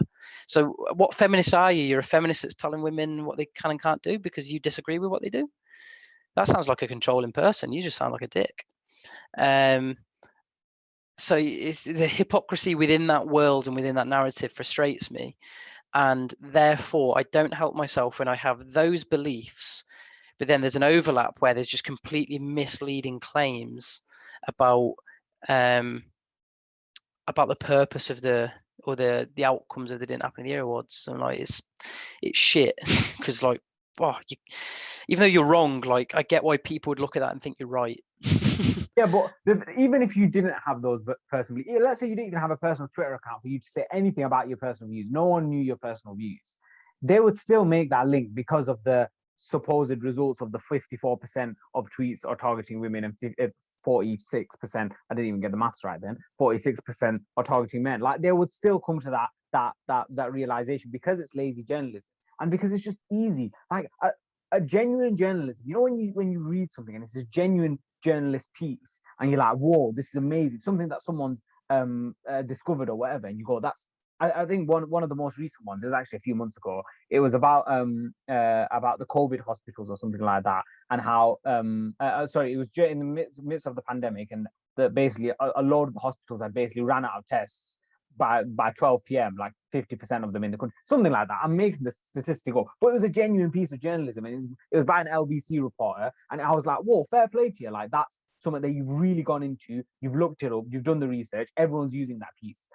But easier journalism and lazy journalism, and the thing that will probably get you more clicks is going, if I put in sexism there, if I put in racism there, if I put in transphobia, Islamophobia there, homophobia, like anything. these words. And it's not that they don't exist, they do exist. And to be fair, it should be, you know, the Muslims, the trans community, the women, that they should be at the forefront of being against these journalists who put those words in, targeting them and basically going, you know what, these guys are stupid, they're not going to figure anything out. If we put this word in our headline, we can attract them, right? It's like that. That's why even me as a Muslim, right, I will continuously say that these are, you know, I agree to an extent that the media aren't very fair to the Muslim community when they might immediately label, you know, a terrorist. If he's a Muslim terrorist, then they'll label him as a terrorist. But if he's not, they won't label him as a terrorist. They'll call him a shooter or whatever, right? I agree with that,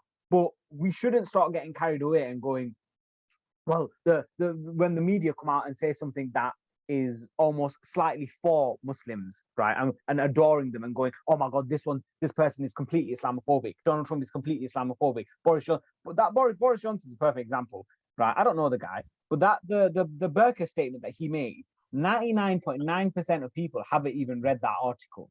If you read that article about calling, you know, women looking like letterbox or whatever, he should not have said that. He was an idiot for saying that. I'm a firm believer that Johnson is an idiot. I think he's slightly smart sometimes, but he's an idiot, right? He says stupid things. But if you read that article, he is in many ways actually defending the right for women to choose what he wants. He essentially says, I don't know if you read the article, but he basically just says, I don't know why people would want to wear it. They look like letterbox. But if they want to wear it, let them wear it. So in the whole, the overall message is actually the right message that we should be promoting, the idea of let women wear whatever they want, right? But that little part got extracted out, put on a bold headline at the front of a paper or whatever, and boom, Boris And it sells. is an Islamophobe, and it sells. And what that ends up doing is you end up having a conversation about Boris Johnson being an Islamophobe rather than, and wasting time on that because we haven't bothered to read the entire article, rather than having a conversation about, well, is Boris Johnson doing an actual good job as a prime minister? Like, we're not having the real conversations because, and I've said this, I said this in one of my earlier podcasts, is we get carried away by these little nitpick things that we can no longer even debate about. We can no longer even agree on what the debate is even about now. So I'm sorry for rambling, but the best example that I can give is the most recent election, most recent general election. You know, Jeremy Corbyn's Labour versus Boris Johnson's Conservative Party. Boris Johnson, in the debate between them two, Boris Johnson would always focus it on Brexit. It's about getting Brexit done, get every question, get back to Brexit. Jeremy Corbyn, every question about protect the NHS, the Conservatives will destroy it. Every question was linked with that. So they were never having a debate about Brexit. One of them was talking about Brexit, the other one was talking about the NHS. Corbyn never wanted to talk about Brexit because he knew Johnson would wipe the floor with him. Equally, Johnson doesn't want to talk about the NHS because there are huge criticisms of Johnson or the Conservative Party when it comes to the NHS by Corbyn. They don't want to talk about the same thing. So they basically talk about the thing that they want to talk about without actually having a proper debate. And so the point that I'm trying to make right now is we now live in a society where basically we can't even agree on the topic that we're debating. We basically just say whatever we feel like, don't do the research, and just go, well, if it gets clicks, then happy days. And it goes back to lazy journalism. So it does. But it becomes boy who cries wolf.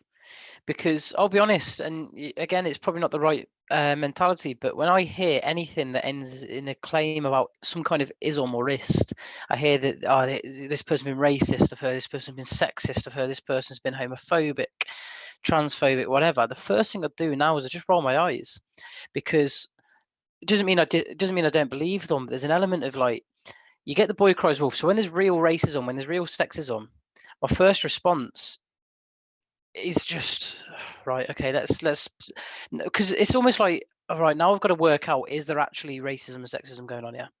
Instead of taking things on volume, so, you know, someone says to you, person over there's just been racist. Of course, your response is like, what? You know, you're instant, but there is an element in the back of your head that's going, I just need to make sure that person's not exaggerating, because actually their version of racism and my version of racism might be very different. My version of racism is what I was brought up to believe that racism is, which is discriminating against people on their colour, which I believe can go both ways, and apparently it can't, which ironically you could argue is racism. Well, it is racist.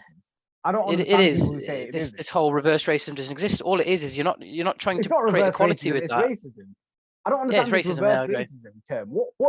How can you? What it is it's an excuse for you to be able to slate white people and not feel guilty for it, which is ironically what you're trying to eradicate in reverse for white people towards black people.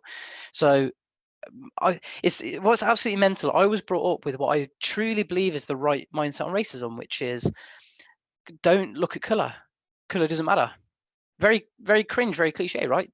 Color doesn't matter. I think if you said to most people, does color matter? You go, no, color doesn't matter.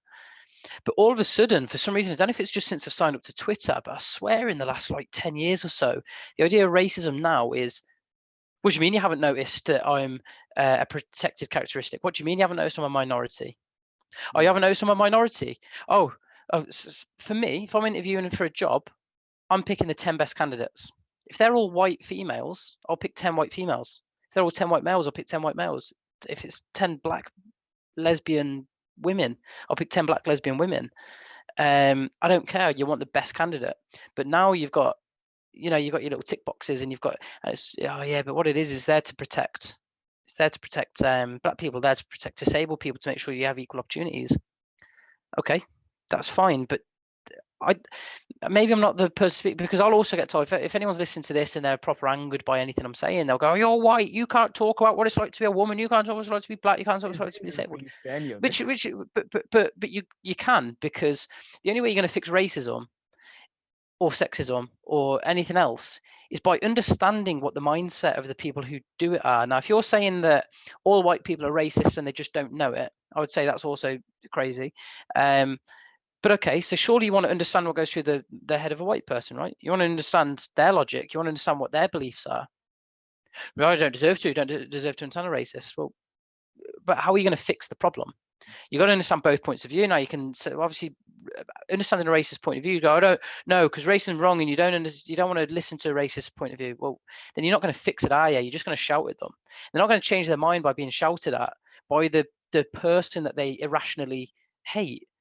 They hate, if you've got a racist white person that hates a black person, and that black person is shouting at them, calling them names, and that they're racist and like, fuck you, I'm gonna, and they're threatening them, that white person isn't going to stop becoming racist. If anything, you've made them more racist, because unfortunately you've almost played into their mindset of what to expect. What you need to do is you need to understand what's in the mind of that person. Why do they hate black people? Is it they've had a bad experience? Is it they've had is it that they've grown up with a load of propaganda? Is it they had racist parents that have filled their mind with a load of bullshit?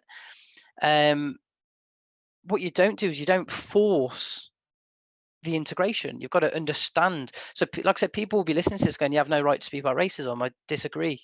I'm probably one of the, not me personally, but if I'm a white person that apparently no one can be racist to me, but I can be racist to everyone, and apparently I am racist to everyone because I'm white, and apparently I'm sexist to everyone because I'm a man, and I'm ableist because I'm whatever, surely you want to understand my world then, and tweak my understanding. So that in itself is crazy. So no one wants to understand and really have discussion. They just want to get angry. Nobody really wants equality, I've learned. They want superiority. It's almost like they want revenge. I'm part of a generation that is turning around the racism of the past, it's turning around the sexism of the past, and it's turning around the homophobia of the past. The planet's not perfect, the country's not perfect, but we're living in a very progressive country. You can argue that still, still got all your racists, and you say, yeah, you have. You still got lots of them. It's a lot better than it was 20 years ago, 30, 40, 50 years ago, 100 years ago. A lot better than slavery. So it doesn't mean this is where we settle, and it doesn't mean that we go, oh, okay, because it's not quite slavery, we can sit and relax. I'm not saying that at all. Let's keep progressing. What you don't do is you don't try and get revenge on me and my generation of white people, of straight white abled people, the people who are making it mandatory in law to have ramps to get into public buildings, the people who are making it law that black people don't get paid different to white people, and that ownership doesn't exist, and that there's no segregation on buses like in the 40s, 50s, and early 60s. You're targeting the wrong people. You could argue my grandparents, different generation, maybe they were bastards, with stuff like that. Great-grandparents, great-great-grandparents. Fair enough, but I'm not them. So it annoys me when you get all of these claims. You're like, I'm the generation that's trying to make everything more equal now. So don't try and get superiority over me and, pay me because of ancestors. Like, otherwise, why would you change things? So, so no one wants equality, everyone wants superiority, and that's frustrating. Like this whole racism thing, you can't be racist to white people. That's not equality then, is it? If you're saying that you can give people less opportunities and be horrible to white people because because they're white, that is racism. That in an equal society, that is racism. If you're saying it's not racism, it's not an equal society. You're trying to get superiority. See, I'm telling you, Harry, me and you should live together because we've got very similar views. I don't think I've actually met someone that's got more similar views to me than you. Once again, I agree with everything that you, well, the majority of what you're saying. I don't agree with everything that you're saying because it's not really possible to agree with everything that someone's saying. But the thing that I the key thing that I got from there especially was this idea of understanding other people's opinions, right? Especially the people who disagree with you the most, right? I have on several occasions been asked, why do I, well, Katie Hopkins had Twitter. Why do I follow Katie Hopkins on Twitter?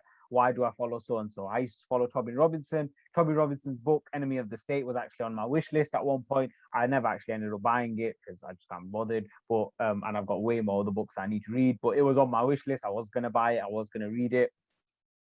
So many other people that I can, that in the main, crux of things, I completely disagree with.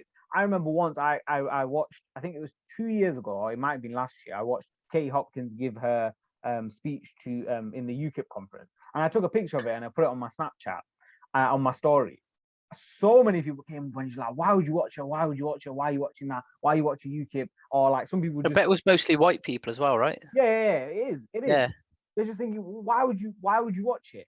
And you have to understand why people like her, because you're never gonna. There's two ways you can basically change the world. You can either change it through discussion, or you can change it by basically killing the other side and getting rid of them completely. No one wants to kill the other side. So the only other way you can actually change other people's minds is by talking to them. And you say that, I think a lot of people want to do it by killing the side. I genuinely believe if you went on Twitter, half of these debates that you're seeing over Brexit, you see the disrespect you get over political decisions. And we're talking politics here. We're not even talking social issues such as racism, sexism, and all the isms. We're talking about the idea about whether we should be in the European Union, and people getting abused on both sides, people being told that their vote shouldn't matter.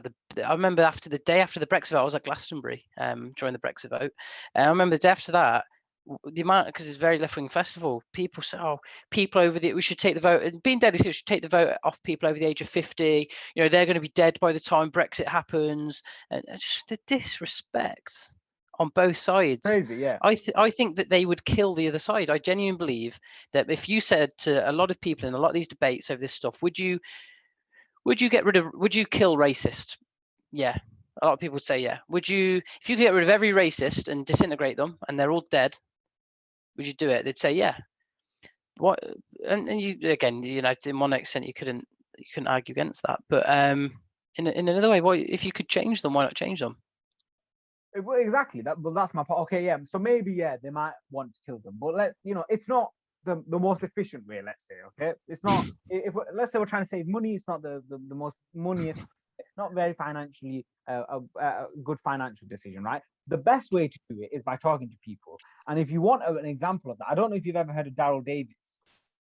No. His TED Talk is probably the best TED Talk I've watched, and I've watched podcasts with him on Joe Rogan and so much other stuff that he's done. Basically, he's a black man, and he became best friends with a load of KKK members.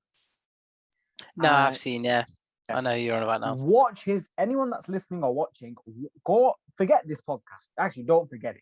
Pause it and then watch the back later. But watch this first, right? This is how important this is. Type in Daryl Davis, Daryl Davis, TED Talk. He basically became friends with Ku Klux Klan members, people that thought that he, was inferior to them. Essentially, they thought that he should just die because he's black, right? KKK has a history of loads of horrible things, but he was like, I want to find out more about the way they think. And the amount of people he's converted from the KKK is ridiculous. And he has this thing now that he basically gets when they convert and they leave the KKK, they give him their robes, and he has the robes of, I think it's called the Grand Wizard, which I know is a stupid name, but it's basically one of the high titles in the KKK. He has one of their robes, one of the Grand Wizards, because he converted, right? And that was purely through being a nice person. They would go to each other's houses. And by the way, the KKK member didn't just go, oh, you know what, I'll be friends with this guy. He publicly made sure that no one else knew, but in secret, he was friends with this guy. And slowly but surely, Daryl Davis eroded that hatred inside of him, got it completely gone, and now he's a normal guy. He's not part of the KKK. And you can do that by speaking to people. The amount of people that I get, I speak with, I'm, try my best to speak more with people who disagree with me way more than people who agree with me. That's probably why I said I've never met someone that I've agreed with more, because I very rarely follow people that I agree with. I follow way more people that I disagree with, and I have a conversation with them. And the amount of times they tell me, so for example, it might be an Islamophobe, and he'll go, you know what? It'll be the end of the discussion. He'll be like, you know what? You're not like the rest of them. You're actually all right. And I'm like, and I always say to them, you know why I'm not like the rest of them? Because I'm willing to actually have a conversation with you, and I'll end it on a peaceful, respectful note. And I'll be like, you know what? It was really nice talking to you. You know, I hope you do change your mind. And if you ever have a question to ask, feel free to, you know, get in contact with me. Here's my details. We'll exchange social media details. There we go. We're mates. He believes that Muslims are terrorists. I am a Muslim, yet we're friends, right? I've developed that relationship, and maybe one day he'll come to me and he'll go, you know what? I think I was wrong on that situation, because that's what conversations do. When you actively, when instead, what I could have done is seen him and gone, you're a racist, you're an Islamophobe, you're a this, that, and the other, started attacking him, you know, gone on social media, tried to get rid of his business and cancel him, everything. He's going to hate me more. And by hating me more, he's going to hate Muslims in general more. And Tommy Robinson is actually a perfect example, because if you actually research into Tommy Robinson, one of the reasons why he hates Muslims so much, or immigrants, or whatever you want to call it, one of the reasons why is because I think either his niece or I think it was his cousin, was actually sexually groomed by, you know, a Muslim man, right? And if that's your only experience of Muslims, that's what you're going to think. It's a natural thing. I'm not saying it's right for him to think that. I'm not saying it's right for racists to think the way they think, but you can understand why that happens. And when you end up understanding that, you treat them like a human, you have conversations with them, you can have intellectual conversation with them, bring them the evidence, and they'll go, oh, you know what? I think you're right, Tariq. And they'll have a little smirk on their face because they'll know they were wrong. And it's the most amazing feel, because you've helped that person. Rather than attacking them, there's actually no benefit to attacking. And people think by canceling these, like Katie Hopkins, getting rid of her on Twitter, that doesn't do anything. She'll go on another platform, all her followers will follow her, and they're all there now. If anything, it's made her less accessible, and now and her followers are now less accessible, and they've got an even more hatred towards a certain group or something. Do you know what I mean? Like, it's just, it doesn't actually help anyone by trying to cancel them or trying to get rid of them or calling them names or whatever. Have conversations with them. The people that you can commit. I'm an idiot. I know nothing. I have no intellectual, you know, my intellectual levels are down there. I barely read books, right? But I have managed to, you know, change someone's mind, you know, maybe not politically, but in terms of religion, or in terms of my religion, in terms of Islam, I've managed to say it's the best feeling ever. Because you go, you know what? I could have accused them of something, but instead I decided I'll have a 2-hour conversation with them, and they go home thinking that Muslims are actually decent people and not terrorists. It's the power of conversation. It's crazy how many people are prepared to. It was just a very angry generation, and I don't really know why. We've got lots of reasons to be angry in a day-to-day. Like, there's lots of reasons to have a bad day, and lots of reasons to be annoyed because, you know, it's minimum wage isn't going up, but housing prices are, and, you know, so you got a lot of stuff like that. But we're a very angry generation where we're not prepared to have conversations, and I think a lot of that is because of the instant gratification you get from. I'd be surprised if it's nothing to do with technology. I think the fact that you can, you know, you get everything you want at the click of a button. No one has the patience for a conversation anymore. No one has the patience to have a debate, or to even educate themselves to be able to have a debate. People have an opinion, and they shout the opinion like it's fact, rather than educating themselves, rather than hearing both sides. And there's something, I don't know if you've ever heard of transactional analysis, TA, transaction analysis. No, I haven't heard of that. Something I learned through my leadership courses, but it extends out in your everyday life, and there's 3 different ego states in any conversation. You have parent, adult, and child. It's the idea that the best way you're going to have a conversation, you're going to get the most out of someone, whether it's customer service, whether it's potentially with a partner, to negotiate, whatever it may be. Within each, you have 2 different sections. Like, you have a nurturing parent, and you have I forget the actual type of things, like an authoritative parent. So you've got your telling off parent, which is like, don't do that, don't put your fingers in the plug socket, you'll get burnt, or you'll get electrocuted. And then you've got your I think it's controlling parent, I think that's called. And then you've got your nurturing parent, which is, oh, don't get your hands away from that. You'll hurt yourself. Like, a little bit calm, a little bit, you'll hurt yourself. Like, do you know what goes on in that socket? No, I didn't know. There's loads of electricity going through. So you got your nurturing, you got your controlling, and you got similar versions as you get down through the adult and the child. And the idea is that if you act like a parent in a conversation, the other person typically will act like a child without knowing it psychologically. Now, they may have enough willpower and discipline in themselves to not react like a child, but their gut feeling, so basic psychology says act like a child.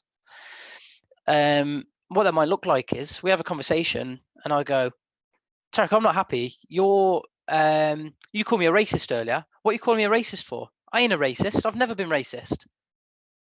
And it's quite a controlling parent telling you off a little bit. Your response is probably going to be quite childish, and you'll be like, what do you mean you ain't a racist? You call me the N-word.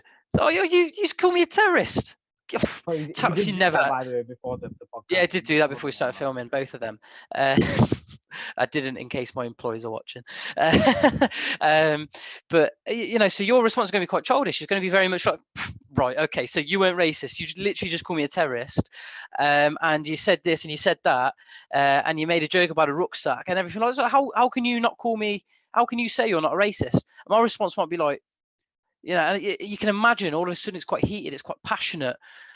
Or you've acted like a child. I'm going to be a parent, like, Tarek, shut up. I'm not a racist. I'm telling you now, I'm not a racist. And what about that? Well, I saw your tweets as well. Of course you are. Look, here's all your tweets and blah blah blah blah blah. And you're in a shit conversation. All it takes is one of you to be mature. Well, you're not. You're in a shit argument. Shit argument. That's going to get nowhere. There's going to be no outcome except your parents going to send your child to the bedroom. Eventually, the parent's just going to go, right, this is over, and it's going to end on hostile terms. The equivalent of sending the kid to the bedroom almost. It takes one person to be disciplined, and mature is probably the main word. I don't think we're a mature generation at all. We're very entitled. You've got to be very mature and go into the adult state, which is the nice little state. If I treat you like an adult, I'd like to think you treat me back. This has been quite an adult conversation we've had, not adult in terms of the content, although it probably has. It's been very adult in terms of how we've acted. We've had a bit of banter. We may have said stuff that you may disagree with me on something, but what you've not done is you've not come back and gone, what do you mean there isn't a gender pay gap? Of course there is. Like, stats have shit, and you start to get, and I go, well, yeah, but just because the stats doesn't, like, you don't look at a high level number. Like, do you know behind the stats? Do you know how much maternity leave there's been? Do you know how much blah blah blah? What the tenure is of the staff? So it turns into an argument almost. You can have an adult to adult debate, and I think whilst we've not quite debated because we've mostly agreed, it's been very adult, and it's the tone, it's the conversation, it's the respect that you give somebody else. And if more people conversed like an adult, and people think they converse like an adult, people always think that they're on the right side. And like I said, if people have the positive agenda, everybody believes their agenda is positive. Otherwise, it wouldn't be their agenda. Or they accept they're a bad person, and no one's going to really accept you're a bad person unless you're in a bit of a depressive state. So everyone believes they've got the right agenda, or most people believe they've got the right agenda. So therefore, most people believe they're in the right, and therefore they believe they're in the right to act like the parent. They believe they're in the right to issue a couple of tellings off. My way, this is my belief, this is what I think, this is how you've acted, this is how whatever. You think you're in the right. If everyone just stepped back and became an adult and spoke like an adult, not big crazy language, not articulating yourself like an adult, it's your maturity, it's the understanding, the respect. If you listen, if you care what the other person's saying, if you're not going into a conversation predetermined outcome like the journalist Amelia Tate doing the lazy article. She went in with before she'd even done her research. She has the ending to the article before she's even done her research, and that's like going into a conversation with someone, knowing knowing what's the outcome of that conversation is going to be. So you're not prepared to listen to them. You might show off and pretend you listen to them, but you're not. So you've got to be an adult, two adults having a conversation, adult to adult. You will understand and you will learn and you will change people's perception. But because racism, sexism, homophobia and everything is such a passionate debate, and rightfully so, because the people affected are affected deeply. Because there's so much passion behind the topic, people aren't very good at controlling their emotions. It seems I very rarely meet someone good at controlling their emotions. I'd say that's one of my strengths. I can control my emotions quite well, which means I can talk about things that are very personal to me and not change how I act in that conversation. I can talk about very serious topics and not change how I act in that, and remain calm and factual and respectful. If someone's just been racist to you, it's very hard to not have a passionate adult or child response, parent or child response. It's tough. And that's the hard part there is, okay, so should you act like an adult when someone's just called you the N-word, when somebody's just made a George Floyd joke, when somebody's called you a terrorist? And I don't blame people who don't, but it's when you're in your calm state of mind and you're having a debate on Twitter with somebody who's not done any of that. When you're talking to somebody on Twitter who said to you that, again, to go back to the feminism stuff, that gender pay gap doesn't exist. Somebody says that and you disagree with them, they're not being sexist. They haven't go back to what sexism and racism is, being derogatory to someone based on their color or their race. You're not being derogatory or just discriminative, to women by saying the gender pay gap doesn't exist. You've got an opinion, and probably with some logic behind it. You can argue and debate that logic, and you could have wrong logic and change your mind, but you won't get there through the parent and child. You'll get there through the adult and adult. And you go in thinking you've got the positive agenda, or you might be wrong, and you might learn a thing or two and find out that actually someone wants to talk to me about those things that I've claimed on here, that, like I said, the pay gap and the fact that DHOTYA isn't sexist. If someone can come to me with compelling evidence to go against it, I'll go where the facts lie. My opinions are based on facts, not feelings. Not to be too Ben Shapiro either, but my logic is based on facts and not feelings. So if you can convince me I'm wrong, I won't argue with you. I'll agree with you. But if you shout at me and tell me I'm wrong, or shout at me and tell me I'm a sexist, or shout at me and tell me I'm a racist, or I'm homophobic, or whatever, then I'm not going to listen to you. And if I don't listen to you, you're not going to change my mind. If you don't change my mind and I'm wrong, then the world's got a problem.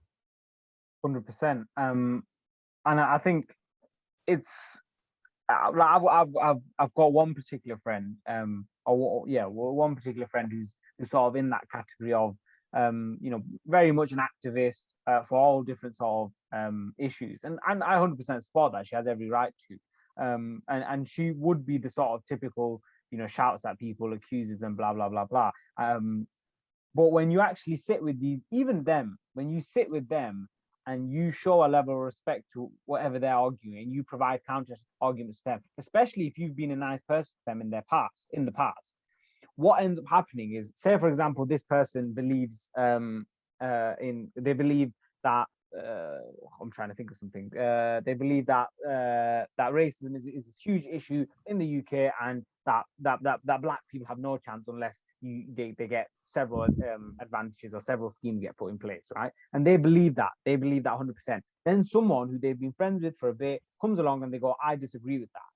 If you've in the past had previous good conversations with them and you've developed a rapport or a relationship with them, which is fairly mutual and understanding, they will go, hang on a minute, I believe that my opinion is right and that it is morally correct, which is another mistake people make. They place morals on their political or any sort of beliefs when there are very few beliefs that you should have that you can really put morals in the equation.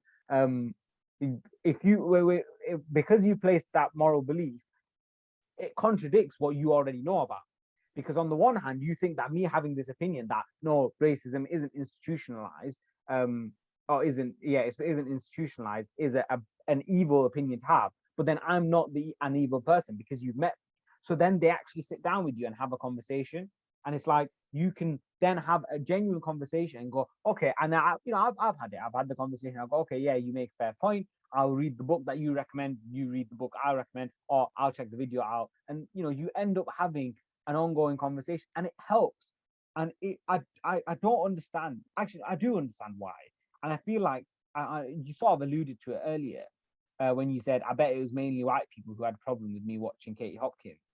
I think it's mainly this desire that because people don't want to be seen as racist or sexist or whatever, they make sure that everyone knows I'm not racist, right? Yeah. Look at me, like I've done the black Instagram post on Instagram. You know, Yeah, I'm I've not got Black racist. Lives Matter in my Twitter bio. Yeah.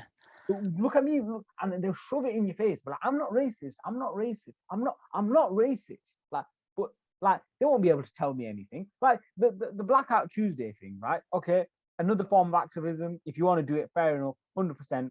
I'm all for people being activists. The Blackout Tuesday thing, the whole point of it was you basically post on social. I don't know if you remember the Blackout Tuesday thing, where basically it was where you don't post anything apart from a black screen on your social medias. The amount of people that I had on my Instagram who would post that black screen, and then the next they'll post 3 or 4 other posts of them with their dog or them eating a dinner or something. So they haven't even done the research. They are solely doing it because they want everyone to know, I support Blackout Tuesday. I support this. But you see, they're the people you've got to be more worried about, in my opinion, because it'd be easy for me to come on here. This is going to go on Twitter. I'll probably give it a retweet on something.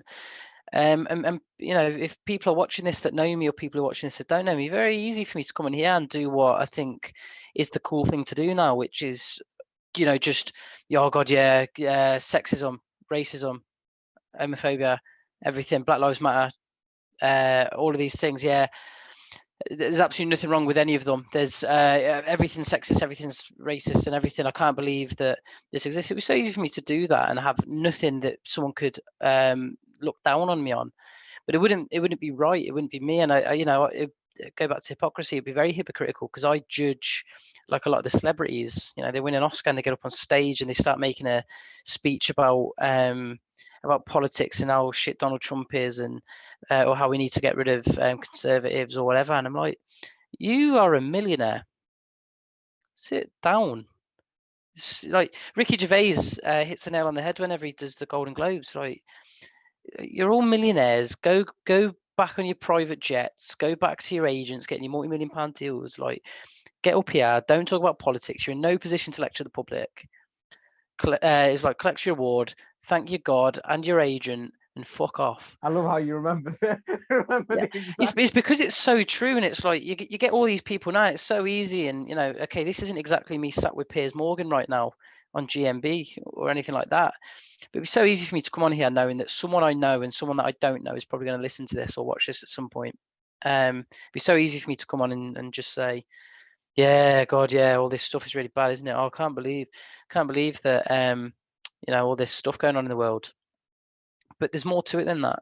And you don't have to be educated on it. And if you're not educated on it, just don't have an opinion on it.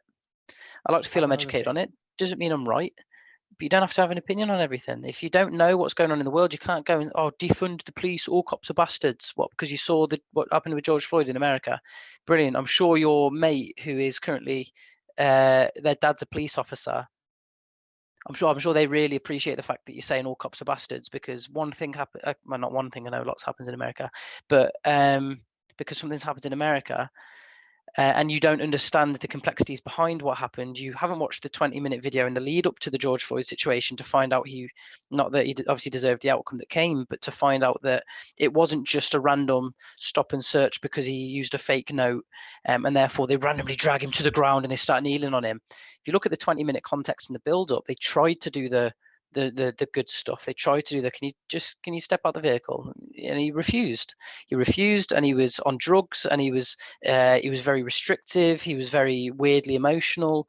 It was a very weird 20 minutes. Of course, didn't deserve what he went on to get, but you can't then say all cops are bastards because they've just purposely gone and killed an innocent black man who was complying. He wasn't complying.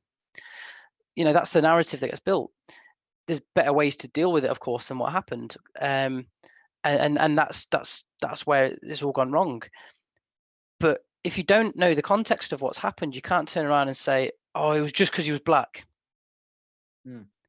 Maybe they treated him worse because he was black. I'm not disagreeing with that, but my point is they didn't just go, oh, there's a black man in a car, let's kill him. But that's the narrative that gets built by people in the UK. Some in America, I'm sure, people in the UK who don't want to go watch the 20 minutes. They don't care. They just want the all cops are bastards in their Twitter bio so people know they're not racist. They want the Black Lives Matter so people know they're not racist. They'll kick off when somebody boos the knee in the football so people know they're not racist. They're the people you got to worry about, because they're the people who will just side with whatever's cool. And racism used to be cool. If those people existed 80 years ago, they'd be the racists. Those people are the ones that would stop you sitting on the bus. And that, that would be going out in the KKK outfits. They're the people because they don't know what they're talking about, and they just do whatever is popular. And you hit the nail on the head again there. They are the most dangerous. And the thing is, there's this, it's a common feature now of people giving out an opinion, sharing an opinion, or feeling like they have to have an opinion on something that they don't know anything about.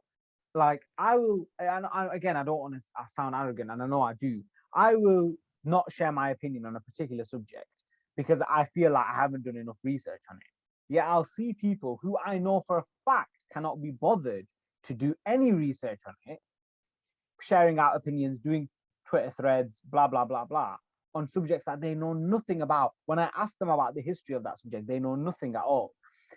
And again, it's because, people feel like, they either feel like they have to follow a trend, or they feel like they're educated when they're not. I love, sort of these Instagram accounts that have, here's what's going on in this situation, or things that sort of almost dumb it down. But just because you've seen those posts does not mean you actually know anything about the situation, right? So one thing that I'm working on that I want to sort of start doing is I want to sort of do every single week, pick out 3 sort of stories around the world and make it into a TikTok and just briefly explain them in 60 seconds, right? But that, just because I've explained them in 60 seconds does not mean you know everything about that subject after watching that. Things like that, things that brief them down, they're only there to give you sort of, to make you aware of what's going on, but you still have to do further research. So one of the Instagram accounts that I 100% recommend everyone to follow is an account called Simple Politics, right? Or Simply Politics, something like that. And they basically, rather than using the horrible political jargon that gets used all the time in the UK, they basically dumb everything down. They make it very basic. Here's the debate that's going on in Parliament. Here's the for, here's the against. They won't give their opinion. They're the least biased thing. I don't think there's anything anything that's completely unbiased, but they're the least biased thing that I've seen. But they give you sort of a good foundation. You've got to do more research on it.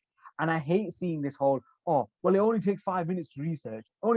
It doesn't take 5 minutes to research. Not on something that's been going on for hundreds of years. It takes hours, days to research this sort of stuff. And guess what? I don't get paid to research it. I don't have time. I got a job. I got uni. You don't get. So we don't even have time to even do it. Yeah, you've got people who spend 10 minutes doing research and think that they know more than a PhD. It's the whole vaccine thing, isn't it? The anti-vax, like the whole, people go and watch a YouTube video for 20 minutes about causes autism, or someone had a blood clot or something like that, and next thing you know, this is the criticism of people that tend to lean right on the side of the politics. We criticize a lot of people that tend to be on the left side. This is common on the right side as well. This anti-vax. Yeah, oh god, yeah, it's all over the spectrum. It absolutely is. You got idiots on both sides. Like I said, the problem is both sides think they're in the right, and there's no right way of living. It's personal preference. Right wing, I personally prefer capitalism. I hate the idea of socialism. I think it'd destroy the country in so many ways, and I wouldn't be motivated to work. I wouldn't be starting a business. Why would I start a business when I can earn, and I can just, like, particularly if you're heading towards communism, which is starting to become a worrying trend, why would I become an entrepreneur and put things at risk and work extra hours and do 70 hours doing overtime in that? I'll just do the bare minimum. I'll stack shelves at Tesco if I'm going to get, if the business owners are going to be funding our lifestyle. But then when you're saying that, I feel like, and this is what I mean, that we all sort of make these mistakes of overgeneralizing, because what you're doing here, and what a lot of people do, and I do it as well, is we sort of take the extreme option of what people are saying. So for people who are socialists and anti-capitalists, they only focus on the extremes of capitalism when capitalism is really bad. And people who are for capitalists and anti-socialists or anti-socialism, they focus on the extreme side of socialism. So the communist side, I guess. My main thing. Sorry, carry on. Go for it. No, you go. Yeah, sorry, no, I interrupted, so I didn't realize. So what I would say is that the socialist side want sort of more social benefits. They don't necessarily want, obviously, I'm sure a lot, maybe some, maybe majority want a communist regime, but the majority but there is this other side who don't want that. They just want social benefits, such as they want a good benefits, a social welfare system. They want good healthcare, access to free universal healthcare, stuff like that. But then, and then on the capitalist side, they don't want sort of capitalism, to the extent where you have people like Mike Ashley, or you have things like the Super League, monopolies or anything like that. But they do want capitalism because it encourages innovation, it encourages entrepreneurship, and those are the things that help build a better society. So what we end up doing is choosing one extreme or the other, because it helps support our own argument, because by picking an extreme, if that makes sense. Lauren Southern, I don't know if you've ever heard of her. She made a really good YouTube video on it, because she's a capitalist through and through. She's a conservative through and through, but she made a video on the criticisms of capitalism, and it's a really interesting video, because it's from the perspective of a capitalist. But yeah, go on. What were you? No, you spot on. You do tend to do it. And I think sometimes you have to look a little bit worst case, because I think if you're going to completely change a system, over a long term, you look at where particularly communism has failed. So now we started talking about socialism a bit. I'm a big believer. It goes back to my idea that you got to work for things. You don't just get given things. If you start to incentivize work, which I think bigger benefit systems and handouts and things can do. I like the idea of less government. If you have less government, you become more self-sufficient. Now, you have government for purposes that are needed. You have government. There are some benefits of socialism. It helps disabled. It helps the elderly. It gives you like a state pension. So they're the people who need government. So that's why don't get rid of government, of course. What you do is but you keep it there for people who need it. I am in a fortunate position, touch wood, right now, that I don't need the government as much as somebody who's disabled and maybe heading towards pensionable age anyway, disabled, probably relying on benefits, probably not going to get another job. They need the government a lot more than me. Why should I benefit from a government system? Okay, keep your healthcare. Universal healthcare is fantastic. The NHS. Keep the NHS, keep everything about that. That's a socialist idea that's gone very well. But it's a socialist idea that, in my opinion, can only be sustained through a capitalist state. It's a socialist idea funded through capitalism. Without your entrepreneurs and your big business owners and reduced corporation tax to incentivize businesses to be based here as opposed to other countries, you don't have the money to fund the NHS. So socialist idea in a capitalist environment can work. But then there's limits. Do you do it with broadband? Jeremy Corbyn was on about introducing statewide broadband. I don't believe it's needed. Broadband's a luxury. I know it's a luxury we've all got used to and that we all quite rely on, more so working from home, but broadband's a luxury. TV's a luxury. These are things where you hopefully work to enjoy some nice things in life. I ideally don't want to be paying for a state-run. I know you can say, oh yeah, but the money it makes and gets pumped back in. It's never that straightforward. It's always subsidised. There's always subsidies through government. So your tax then goes to pay for people to have cheap broadband. But I work. So instead of me paying £20 a month for cheap state-owned broadband and then an extra £5 a month in tax, I'd rather pay £25 a month for my own broadband. That's my incentive for working hard. I can go get nice things. Work hard, work smart. If someone doesn't work hard, you could argue, do they deserve good broadband? Not if they don't work hard necessarily, but if they don't work. Now, again, this excludes people who, of course, it goes without saying, this excludes people who can't work. But I know family who have brought up sort of kids on that, and it's hard when you have kids to work, but then there's no incentive to work, because a little bit less now, because I think there's a rule on a maximum how many children you can have benefits paid out on now. But at the time, like a family member had a few children, what's the point of going back to work? Because all they'll do is they'll reduce your benefits. with based on the money that you earn. So this person I'm aware of wasn't interested in going back to work. There's no benefit to them. And this person in my family is somebody who could work. They could work physically. They were just busy with kids. And like I said, what's the point in going and working 25 hours a week when you're going to get the same pay if you didn't work 25 hours a week?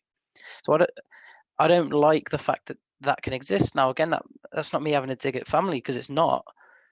You do what's in the system that's given to you, but if you're decentralizing people from work, you're going to be living in a much worse society. So I don't like people being able to rely on government where it's not needed, except for essential things like healthcare or state pension. So you've at least got something if your private pension funds deplete because of a stock market crash or something. So you've got your pension, you've got your healthcare, then you pay your additional taxes, your road tax if you're a road user, you pay for your fuel tax if you buy petrol, your VAT if you buy things. And if you don't buy much because you haven't got much, then you pay less VAT. I don't like an incremental income tax system. I don't believe it's an equal society to say that when you earn 50 grand a year, you've got to pay 40% tax. And people go, 50 grand a year though, like you're living on loads of money. 40% tax. I mean, I don't earn that much yet. I'd like to think that by the time I'm 30, I'd like to think I can hit that amount. I'm not on it now. I'm thinking, I told you about all the overtime I do. I wouldn't be doing overtime if I'm paying 40% tax, 12% national insurance. I'm not having half my money taken away from me. I'm going to go, what? You want me to go and work all day on a Sunday, get paid double time to have half of it ripped away from me? To go and pay it won't necessarily, it's not a linear tax system. So it wouldn't be half, I'm sure you already know this, but it wouldn't be half your money going away. It will be 40% of anything you earn over. Yeah, but my point is, if I'm on 50 grand, I think it's 51 grand now. If I earn 51 grand, or 55 or 60, you could argue you've got a nice amount of money. I'd agree that would be a nice amount of money. I'm sure you can live off the 3 grand after tax or whatever it takes home, 3,200, something like that. But if someone then said to me, do you want to go do overtime? So you go and get an extra few hundred quid on a Sunday, but you lose 150 of it because 40% tax, 12% national insurance on anything you earn over that. Well, this is money I earn over it, because in this scenario, I'm on 55 grand a year.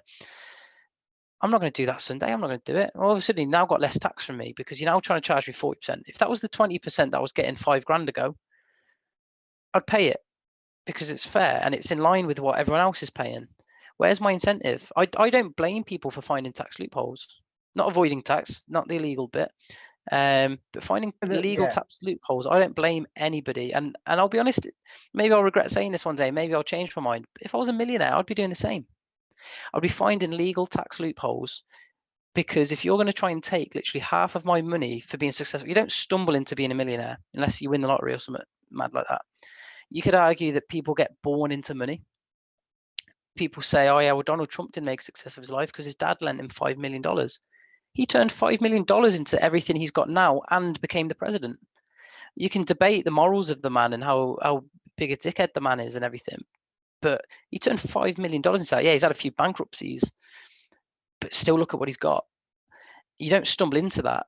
Now, if I was in a position where I'm earning what he was earning, or I'm earning what Alan Sugar's earning, or anything, if you're a millionaire, that's not an accident. That's a series of good decisions, a little bit of good luck, good decisions, working hard and working smart. I don't believe you should be taking half of the outcome of working hard and working smart and giving it to people. Again, take away the people who need it, because I'm saying you keep them in a system where you have less government, but giving it to people that are choosing not to work the overtime, that are choosing not to take the risks and start a business, the people who are sticking with the 9-to-5s because they didn't want to educate them, they didn't want to get a further education, or they didn't want to take an apprenticeship, or they didn't want to do something to try and progress. That's fine. But if you have that mindset, right now I'm in a job where I'm earning all right money, but not what I want to earn. I want to earn more. But I'm in that job because of the choices I've taken in my life. I could have gone and ran. I said to you earlier, I could probably be making a few grand a month minimum, 5 grand a month minimum on my social media. I've flapped making that decision because it means quitting a stable job, earning all right money, to go and do that. Now, someone somewhere is going to go take that risk. and someone's going to profit from that risk. They're going to make thousands, tens of thousands, hundreds of thousands. They're going to pay off their mortgage. They're going to become a millionaire. They're going to be taxed like fuck. And they don't deserve, in my opinion, that person taking that risk of quitting their job and risking their house and risking their family, risking their relationship, not having a social life to go and put 14 hours a day into a business they've just started. That person doesn't deserve to have half their money taken off them to support me by paying for more stuff for me, state-funded broadband and stuff like that. They don't deserve that. I don't deserve that. I don't deserve for a millionaire. I don't deserve for Jeff Bezos to go and fund my stuff more than so a progressive tax system where you go from 20 to 40% and people still want more for the rich. I'm not rich, and I don't believe I'll get properly rich. I'd love to hit £1 million of net worth by the time I retire. That would be amazing. But I don't believe I deserve that. I've not taken the same risk as these people. These people have worked harder, smarter, and had a little bit more luck than me. And I mean, you know, yeah, no, 100%. And it's always an interesting conversation because, and to almost go back to what we were talking about earlier, if you take the basic statement of I don't believe in a progressive tax system and it should just stay at 20% all the way, then you're gonna get people go, oh well, you're this, that, and the other, and I guess that's the value of conversation, is because hopefully by people listening to you, they go, oh, you know what, he makes fair good point. I don't necessarily agree with you, because my sort of, I think a major issue of what you're saying for me is you're saying, well, the people that need it, let them still have it, but if there's always tax loopholes, there's also always benefit loopholes, and so ultimately you almost have to make the decision of either we have these welfare benefits for people who are struggling, and somehow some people will get through loopholes and access them when they really shouldn't. They've got more than so what you ideally do is you ideally close them but stricter. Now these tax loopholes you could go and deal with, and people say, yeah, but the politicians don't want to do it because it's them and their friends that benefit. The reason they find the loopholes is because you're trying to tax them too much. If you said to them, look, I'm not going to try and tax you 40%. I'm not going to try and tax you ridiculous corporation tax rates because you have a successful business. I'm going to reduce all of that. But as a result, we're going to close the loopholes. We'd rather have 20% of 100 million that you owe in tax. We'd rather have 20% of the £100 million profit you made this year than 40% of nothing. Now, you shouldn't have to negotiate like that. I get that. But if you had that negotiation and said, look, we're going to do it to 20, we're going to reduce the income tax to 20%, but all these loopholes are gone. You will go to jail and enforce it. But then you cut the benefit loopholes as well. Now, then people are going to sit here and moan and go, oh, so you're saying that someone trying to claim an extra £100 a month on their universal credit is the same as somebody trying to get £1 million tax loophole? It's not what I'm saying. But the point is if you're reducing the impact of government and saying, look, let people fend for themselves except the people who can't. The people who can't get funded properly, they get funded properly because they're not going through their own loopholes, and they're getting funded properly because the millionaires and billionaires aren't going through loopholes. They're not going through loopholes because there's a fair tax rate, and they're not being punished for their success, which is ultimately what it is. You're punishing people who are successful financially by saying that, oh, there's equality, but this guy only pays 20%, you pay 40% because you did a better job than him. Oh, it's okay though, because you're still going to have loads of take-home money. I've got loads of take-home money because I've started my own business. I've become a millionaire because I've found something that benefits everyone. People can moan about Jeff Bezos all they want. You still use Amazon every day or every week or every month. If you don't like it, don't use it. Oh, what's that? He's changed and improved your life. You can order something now and have it delivered sometimes even later today. So he's improved your life. Right, okay, yeah, but he's an evil bastard, isn't he? You're using his service. He's enhanced your life. Don't use his products if you don't like it, is the logic. And people go, oh, you can't say that. You can't say, because Amazon's important. Well, brilliant. So he's created something that's changed the world. That's his payout. And you can argue about the morals of what he does with his money, but his payout, he shouldn't be taxed more because he's been successful and changed your life. But look, then I know you mentioned that argument of, well, he has still got that money though. Yes, we've taxed him, but he still ended up being, the richest man in the world. So yes. Okay, yes, you've taxed him a ridiculous amount, and in the grand scheme of things, you're thinking, well, why have I been taxed for earning more money? But you're being, and it all depends, I guess. It's trickle down economics. It's like, well, the money will, and you mentioned it, the money will go to them, and they'll be able to, invest. They'll buy go to shops and spend money. That's even more tax and blah blah, and it's all a circle. And that's sort of the point that I want to make is he still managed to get there. It's not like we're stopping these people from getting to where they want to be. You're restricting them slightly, but you're restricting them in order to benefit people who have nothing.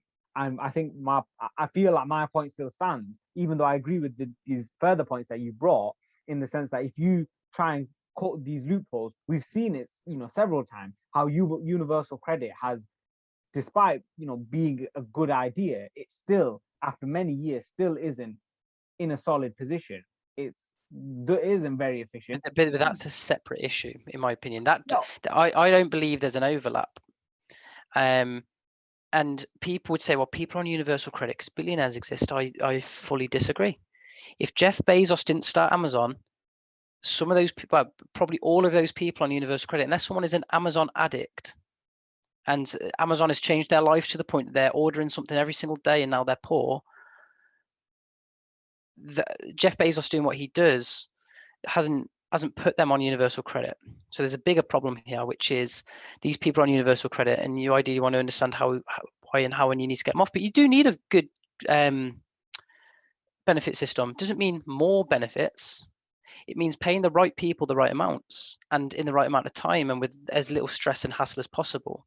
But it doesn't mean that you just go and throw more money at them, and it doesn't mean that you take more money off Jeff Bezos to give them. Because again, then where's the incentive? You imagine if you went and gave people benefits of $1,000 a month. You went and gave them benefits of $1,500 a month. They ain't going to go take a 1,500 is what, like 22 grand a year, 23 grand a year. They ain't going to go get a job for 18 grand in a call center. They're getting 22 grand benefits. You can't just throw money at it. So there's got to be a line between incentivizing them back into work, but also allowing them to have enough to live off. If people want to make a conscious decision that they don't want to get a job, they want to stay on benefits. Again, this is only people who choose to be on benefits. Then they don't deserve the better things in life, in my opinion. They don't deserve the holidays, or they don't deserve whatever, because you made a decision that you don't want to contribute to society. You've decided that you're going to quit your job, you're going to keep getting sacked from your jobs or whatever it is, and you're not going to contribute tax into a society. You're not going to contribute efficiencies to a business. You're not going to further yourself. That person in that scenario is probably not buying a home, so they're probably not paying for the builders. They're not giving a development company money that they're going to pay corporation tax on and pay their staff income tax and pay them the suppliers who are also going to pay their corporation tax. So that person's not contributing. So therefore, does that person who's made a conscious decision, I know that's not everyone, and anyone listening will go, oh, everyone wants to be on benefits. I know this is only certain people. So you want to incentivize them away from benefits and only keep the people who need it. But I don't think that increasing the tax on Jeff Bezos or millionaires, billionaires is the way to do that. I think you've got to fix a fundamental problem in people's motivations. Not everyone deserves the same outcome in life, which is a harsh reality. Everyone deserves human rights, and everyone gets human rights. Not everyone deserves a yacht in Monaco. I don't deserve a yacht in Monaco. Not everyone deserves a holiday to America, to Disneyland with the kids. The kids might deserve it because the kids aren't in the wrong here, but the parents don't necessarily. You have to earn those things. These are luxuries, and people have seemingly started to increasingly see a lot of luxuries as necessities only because they know billionaires exist. Now that money, but you got to think what happens with the billionaires' money. Where's Jeff Bezos' money? Tied up in investments, mostly. He might have a couple billion in a bank account. That money goes into a bank account, which helps a bank make investments into businesses, which helps businesses grow, which helps shareholders get dividends, which helps people get employed, which helps people then pay income tax, and it keeps it going. His other investments, Jeff Bezos goes and buys a new headquarters for Amazon, a big £100 million headquarters, £1 billion headquarters or something like that for Amazon. Guess where that money goes to? It goes to the construction companies, it goes to the carpet companies, it goes to the companies that are manufacturing laptops, it goes to the it recruits thousands of people in a local area. It recruits all the builders, the plumbers, and everything, and it pays them for a bit. So even if Jeff Bezos was selfish with his money and kept it all in a bank account, it is not a bad thing for the economy. People don't necessarily always look deeper. They look at the face of it and go, why does Jeff Bezos deserve to have billions of pounds and everything he wants in life? Because he's got there, again, through a little bit of luck, but also through innovation. His money goes somewhere else. He doesn't have that money. He's not going to take it with him in the grave. He's not going to have it literally buried in cash, like no one can touch my money. He spends it or he saves it. And either way, money flows back into the economy because, like I said, that money goes from the bank into investments. It allows the bank to give out mortgages with less risk. It allows so much. And people don't necessarily consider the wider impact of millionaires and billionaires. They just see the negativity. Doesn't mean that doesn't mean they can't invest that money smarter, by the way. Doesn't mean they can't boost staff wages. Although the difference between a billionaire and a successful company are two different things. But the idea of you could go and do social things. Jeff Bezos could probably do, I don't know what he does with his money. Bill Gates does loads. People like to moan about billionaires. Bill Gates gives more money to charity in a day than I'm ever going to earn in my life. So then comes the question of what's the right thing to do with that money. Now that's a debate that I have not a great deal of opinion on. I haven't given it much thought. Should billionaires exist? They shouldn't not exist, in my opinion. If they exist, then I don't think it's a broken system. Should they be the ones where we just take all of their money and give it to the people on benefits or low income people, which I'd fall into that category, by the way. Should I be subsidized because of his success? I don't believe I should. But could he do more with his money? Maybe. But then that's person by person. You can't generalize millionaires and billionaires. Bill Gates does loads. Someone else probably does nothing. I have always said that, well, I was quite hard on the left in the first general election that Jeremy Corbyn was involved in 2017. Very much left wing, hard left wing, or far left wing, I guess.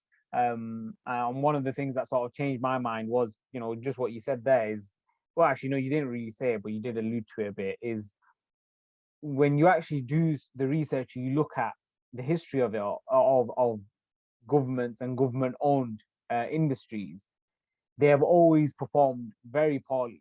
And essentially what you end up concluding is that when the government get involved, they aren't actually very successful. And instead, what you want is you actually want, businessmen, businesswomen, smart people who don't enter politics, because why would you enter politics when you can make a hell of a lot more money and live a much better lifestyle outside of politics? When you allow them the more freedom to spend the money, and then they end up spending it in a much better and more efficient way. They'll spend it on charities that actually do good work, rather than sort of going, right, well, we've got 100 million in tax, let's just put it here. Like the amount of money that any government sort of wastes on stupid things. Like Test and Trace is probably a perfect example of it. It was awful, and yes, it was privately run in many ways. Well, it was the contract was given to a private company. But if, let's say, you gave that money to a Jeff Bezos, right, or you gave it to a Bill Gates, well, you've got all that business acumen in one person, times that by all the other people that he knows or she knows. That's an incredible amount of experience that would have created something amazing, because they've got a business brain, rather than giving it to your friends or giving it to your friend's family or whatever like that. And I think when I realized that, I was there like, that is for me the major flaw in any sort of socialist belief, because the evidence suggests quite clearly that, well, actually, when you give money to the government, it's never enough. Well, I'll tell you what, a bit of a concession I'll give on this. I think the idea of billionaires, millionaires contributing a little bit more to society, not the end of the world. Okay, so from a socialist perspective, that's effectively what you're trying to do, get them to contribute. But the tool, I don't agree with the tool. The tool is tax them more, give money to the government and allow government to go do it.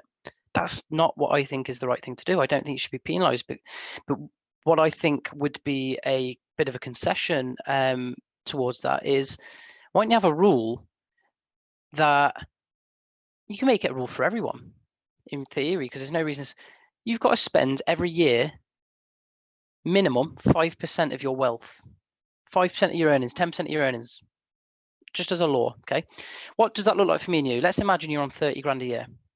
You've got to spend a minimum of 3 grand a year if you do 10%.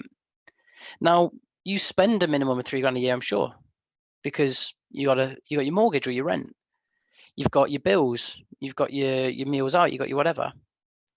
I don't know how you'd police this, by the way, but you know, you'd think that I'm not a politician, so that wouldn't be my job to think about.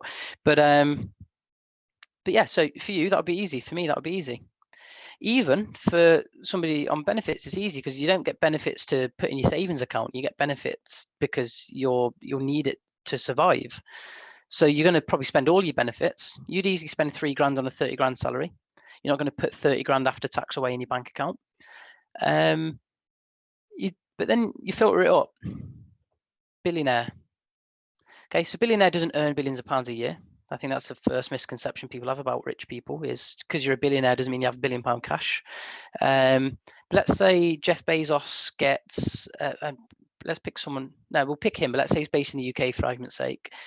Jeff Bezos might get, as a salary, 100 million a year from Amazon while he was the CEO. I know he's kind of not anymore, but let's say he gets 100 million a year in a salary. His dividend payments for all his investments, he gets another 200 million pound a year. He has something else. He has capital gains, but he's already paid his capital gains tax, because you think about it, we're not increasing tax here. You're still paying your income tax. You're still paying your normal taxes, but we're saying just don't increase the tax. Okay, so he goes and earns through all of these different ventures and dividends and gains and whatever, 500 million pound in a year. If you said to him, you've got to spend a minimum of 10% of that, he's now got to spend 50 million in this country. What does he spend that 50 million? Not on a business, not invest it in stocks. You've got to spend it. You'd have a list of rules of how you spend it. It could be on property. It could be on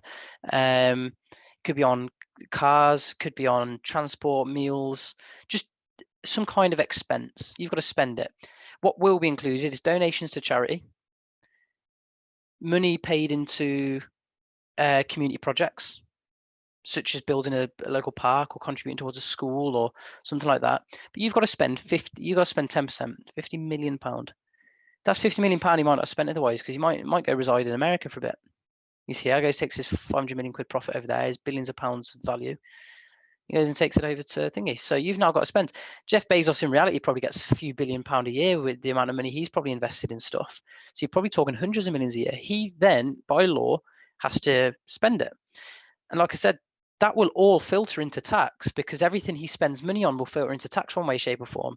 The business, the building, the developers of the property he's just bought, they're going to go make money. Stamp duty. He's going to pay stamp duty. He's going to pay VAT on the products he buys. Businesses are going to have £50 million more potentially in a local area pumped into them. So they've now got more staff. They can pay staff pay rises. They can give out bonuses. They can do whatever it is to their staff, and their staff get more money. They all pay income tax. They pay corporation tax. They pay VAT. That money all filters back to the government. But then now you are employed by one of these companies. You're now employed on 30 grand instead of 25 grand. You're paying more income tax. You've got money. You've bought a home. So you're now paying for builders and developers. And it's a cycle. So for me, the idea of contributing to society when you're rich isn't a problem. The problem is just taking the money, sticking it into a government and trusting that, trusting the government, because the government are there for a specific purpose. Ideally, they're there to help the people in need and the vulnerable. But a socialist government extends beyond that. They still prioritize that. That's still a big priority for them, of course. But a socialist government would support a lot of other people in ways that I don't feel personally are the right ways. I wouldn't benefit from £5 cheaper broadband because it's government owned, but getting shitty broadband and deciding, like you said, they're always poorly ran. I don't want the £20 government broadband now. I'm going to get £25 with Sky because it's much better. people, if you're rich, you go get private healthcare. As great as the NHS is if you're rich, you don't. If you're a millionaire, you're probably not going the NHS, because the service privately is always better than publicly. And we know that. People moan about 4 hours A&E times. Okay, so if you're private, you're gonna get straight in. So you do that with your broadband if you can afford it. So what I'd rather £50 million gets pumped into my economy. I'd rather that my company goes and gets something from it, and I can get paid a bonus, or corporation tax gets paid. And the money eventually, like I said, eventually goes back to government. So you hopefully both win. But I remember my dad making a very smart argument about the bailout in 2008 with the bankers. He said, instead of funding the banks out, why didn't you just give every citizen £5,000? I can't remember the exact amount, like whatever the amount was, it was like £5,000, or it was in the thousands. If you gave every adult in the country X amount of money to add up to the same amount of money we bailed out the banks, but said to them, you have to spend it within 6 months. If I got 10 grand, I'd have a new car. So guess what? I'm buzzing. I'm driving around in a new car that's paid for, but then that money filters back through the government. You're paying it to the you're sticking your money in your bank account. You're paying off your mortgage, or paying towards your mortgage, whatever it is. You just say this is what you can and can't spend it on. You can either pay it off your mortgage and money goes to the banks, which then the banks make a profit, pay tax. So you kind of get the point. Is it's more about empowering the people as opposed to sending it through government. But I don't like the idea of government getting involved where they don't need to, and that's my point. And that's why I like capitalism. Is it allows you to just live a life without the need for government if you're in a position you don't need it. And like I said, that's where I feel sorry for people who do, because they need it, and as long as they're supported, then I'm happy. It's you made two very interesting points there, and definitely got me thinking. I the first idea I'd never heard of before, the idea of sort of a certain amount of money, or a certain percentage of your income that you have to spend. That was a very interesting one. The second one, the idea of sort of a universal basic income and being given a certain amount of money. That's what I said that the government should have done. When the help out thing happened, was rather than making us go spend the money on, food places, which not all of them suffered. Like McDonald's didn't really suffer during the pandemic. Everyone's ordering takeaway, but your hospitality sector did. So, or maybe not during that time, but even like rather than doing eat out to help out and spend that money, they should have saved that money. Then, when the pandemic is essentially over, maybe around this summer, hopefully, they could have gone, right, here's some money. You can spend it anywhere in the UK on.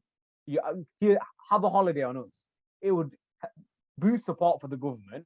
So you probably wouldn't want to do holiday, because then you're going to spend your money abroad if you're trying to do it. I get the logic, but no, as in, if you then went abroad, a domestic holiday. So it would be a holiday abroad. So I meant a domestic holiday. So because obviously those holiday, the holiday cottages or whatever you call them, they probably suffered the most in the pandemic, because you can't go anywhere. So like as in it would all have to be spent in this country, but it would be spent on specific industries. And if you care so much about healthy eating, forget the takeaways. Talk about I don't know, something like it can go on your rent, or it can go on a mortgage, or it can go certain areas that definitely need it. The government should have analyzed it all and gone, right, this industry needs the money, this industry needs it, we're going to give this amount of money to everyone, and we're going to be like, here you go, this is a voucher essentially, spend it on one of these or any of these as much as you want of it, and there you go. Because that will in turn boost the economy, and also it will almost be like a little reward, even though technically we're paying for it, because they're giving us. We're going to be like, oh my god! Like imagine if tomorrow Boris Johnson goes, right, pandemic's over, as a treat for you all, we're going to give you £5,000 every single one of you, so you can go on, you can go to Durham on holiday or something, right? Everyone's gonna be like, oh my god, we love Boris. Brilliant idea, the best thing the government's ever done. Even though we're paying for it, it just makes more sense, because it's power to the individual rather than power. Because in many ways, weirdly, socialism gives more power to corporations or groups than capitalism does. Because capitalism incentivizes, like we said, individuals to innovate and become entrepreneurs so that they can become successful.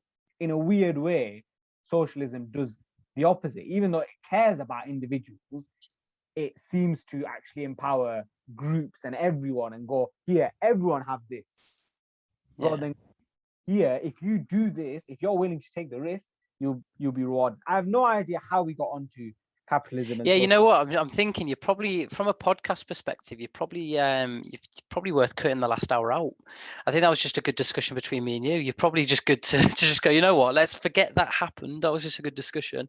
Let's not bore the audience completely. I know it was crazy. I mean, what do you want me to cut it out? Is that well, you do what you want to do. Like I said, how long have we been? What time is it? 8:15. What time did we start? 5:30. Been nearly 3 hours. I'm just wondering who's still listening at this point. Brooke, if you're still listening, you're a sick guy. Fair play to you. Brooke won't still be listening. The moment we started to talk about anything of intelligence, Brooke's gone. All right, fair enough. He won't mind me saying that as well. That's not a dig. He laughs all the time. He came up with an idea. He said, basically, we're talking with a little bit of promo that we're doing on account at the minute. He came up with an idea and I said, go on, pitch it to him. And he's like, no, can't you send him an email? It's like, you can, well, he didn't use the word articulate. That's the irony. He said, you can articulate yourself, but he said it in like 2 GCSEs talk, which is a private joke between me and him there. So, he's got 2 GCSEs. So he's like, you can speak, you know how to put words together and stuff like that. You can use big words, I think he said. I just find it funny because it's like he switches off the moment, like, you start to talk about things like this. No, it was an interesting one. What I might do is I might just have the first 2 hours or so, and then have this second one as just as an extra clip later on in the week or something like that. I don't know. I mean, I enjoyed it. Like I said, I have enjoyed this episode a lot. It was just nice speaking to you, mate. And I knew from the I know I probably bored you with how long, and I know you just came back from work as well, so I do apologize. No, I'm good. I'll work from home. This is my office, so I was just working in here. All right, well, you just finished work then, and so like obviously you're probably shattered as well. And I got the notification that England have started. I forgot England were playing today. Yeah, against Austria. But no, it was an absolute pleasure. It took turns that I didn't think it was going to take those sort of turns in. I thought we would get into politics just because you do have some interesting and sometimes quite funny opinions on your personal Twitter account. I always laugh at them. Or 9 times out of 10, I'm either liking them, or what I end up doing is not like them, but like them in my head, because I know if I like them and I get caught liking them, I'm gonna get a million questions about it. And I basically got to the point where I've gone, you know what, I'd rather just not deal with the hassle. But so I'm still at the point where I'm happy for anyone to fight me, not physically because I'm not a fighter. Right. So you call it, I'm gonna clip that part out. DHOTYA owner calls out what's her everyone name? Emily whatever. Amelia Tate. Yeah, I'm gonna tag her in it and be like, are you willing to respond? No, I don't know. I don't really care, to be honest. I don't want to get involved with someone that just sort of, we've had conversations about it anyway. But yeah, I don't want to take too much time. I've got one final question, right? And it's a quick one. I know you're 25 years old. I normally have people who are a lot older, but I do want to ask this question because I ask everyone else. If you had a piece, what advice would you give to 20-year-olds or around 20-ish years old who don't really know what they're doing with what they want to do with their life? What advice would you give? Try things that they didn't. I'd say to try things that they didn't expect to be fun. The job I'm in, I did not at any stage plan to do. I didn't plan to work in the industry, the company, or the job that I do. It doesn't sound fun on paper. I don't know if you go as far as fun, but there's a lot of learning opportunities. You build a lot of character. You build a lot of different skills by doing what I do, and what I do is nothing special. So just find something and roll with it, and you'll find out very quickly if that environment is roughly for you, that environment is nothing like you, or that environment is everything about you. And the environment I'm in is quite a lot like me, and it was a happy accident. And I guess the second bit I'd add on to it is just work hard and work smart. Work smart is just as important as working hard. But at 20, there's a lot of temptation. Even at 25, there's a lot of temptation when you're seeing your mates going out, having fun, going parties, I still do a lot of that, by the way. but my priority is work. I will happily turn down a good night out. I'll happily turn down a holiday. I'll turn down anything if it'll get in the way of what I do. And sometimes it'll feel like that'll never pay off, but it will. Brilliant. Well, it was a pleasure. I'll stop it there. Yeah, it was an absolute pleasure, Harry. Honestly, I do appreciate your time. It was probably the most interesting podcast that I've had. We in very different ways, just in the conversation that we had, or the conversations that we've had. It's interesting because especially because tomorrow I'm getting on a girl called Sophie. She ran as a counsellor. I can't remember what area, and she's only 17 years old, and she was only 300 votes off in the election. So she was very close. What's her last name by any chance? I feel like I might know who you're talking about. You probably do follow her. I feel like she'd be Sophie who? Corcoran, I think that's how you say it. Corcoran. Oh no, it's not her. That's not who I was thinking of. I don't know who I was thinking of. I keep seeing her pop up on my timeline though. She is quite active on Twitter, but yeah, no, she was, so I've got her on, have a bit of a conversation. We'd probably have a conversation about capitalism and socialism as well. Say to her, if she's a capitalist, she's welcome to message me and say hi, and we'll get debating about.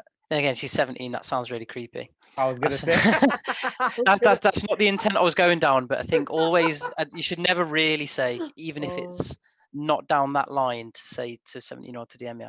Yeah, tell her not to DM me. Say to her, didn't happen in the Year Awards, specifically said, do not DM. I just can't believe you said that. That was brilliant. Oh, I weren't even thinking it. And then I'm like, DMing out of context. The minute that came out of your mouth, she was like, tell her, because when you said tell her to DM me, I was there like, wait, she's 17, bro. Yeah, I weren't thinking like that, and then I thought, that's how it sounds though, doesn't it? Oh man, that's brilliant. But yeah, no, I mean, to be fair, I'd recommend following her. She does have interesting opinions. There are many that I disagree with. But, she's an interesting person, and I'm sure she'll do well. And I can't wait to get her on tomorrow. But yeah, thanks for your time, mate. No worries. I apologize for how long it went. Hopefully, no, don't apologize at all. Do something again soon. I can ask you questions more about the Pele boot and the Messi shirt, which I didn't even get. Yeah, God, yeah, we forgot all about that, didn't we? I completely forgot all about that. I'm actually going to listen back to parts of this because I don't know how we went on to capitalism and socialism. I think we started talking about didn't happen in the Year Awards, and we started talking about I guess perception a little bit of it, and the feminism stuff. It started with that article. Woman. That's how we got into it, because she was talking about sexism, and then we talked about all the isms, and then then we got onto sort of capitalism and socialism. And we got into capitalism. I know, which is crazy. But yeah, like I said, I really appreciate it, mate. Maybe we can do something again. Well, hopefully we can do something again. Just message me anytime. We'll fit something in, I'm sure. And I'm not. This podcast I've got quite a lot lined up, as in already recorded, so it will be quite a few weeks until it's released. Take your time. No stress. I'll let you know. Unless something big happens with capitalism versus socialism, then I'm going to get it out as soon as possible. We're going to get it out. But I very much doubt there's a socialist revolution in the near future. So I hope so. I'll be off somewhere else. But anyway, take care, mate. If you're watching the England game, enjoy. I said, I really do appreciate it. You're a great guy as well. Like you too as well. Yeah, it's been a good time. Yeah, it's weird. Like you come across as you come across as someone that's good at everything, which pisses me off, because I wish I was like that. Because you're intellectual, hardworking. You've got perspective. You're, like I said earlier, you have this sort of incredible self-awareness. I massively admire it. But it was an absolute pleasure. I really did enjoy having a chat with you. But take care. I have as well. Yes, it's been good. Yeah, have a nice evening, mate. Take care. I'll catch you in a bit. Take care, man. Bye. And that is it for this week's episode of the podcast. I hope you did enjoy it. Again, like I said at the beginning, it did get into some more political and controversial topics, including things like freedom of speech, which I didn't actually mention in the intro. So I hope no one got triggered. I hope it just sort of started a bit of a conversation, made us all think. Harry definitely made me think and gave me sort of a different perspective on things, especially the tax system and how how we're taxed in this country. And yeah, if you did enjoy this episode, then make sure you leave a like. Leave a comment down below and let me know what were your favourite part, and hit subscribe, like I said, so you don't miss new episodes every week. Other than that, thank you so much for watching. Have a great week. Until next time.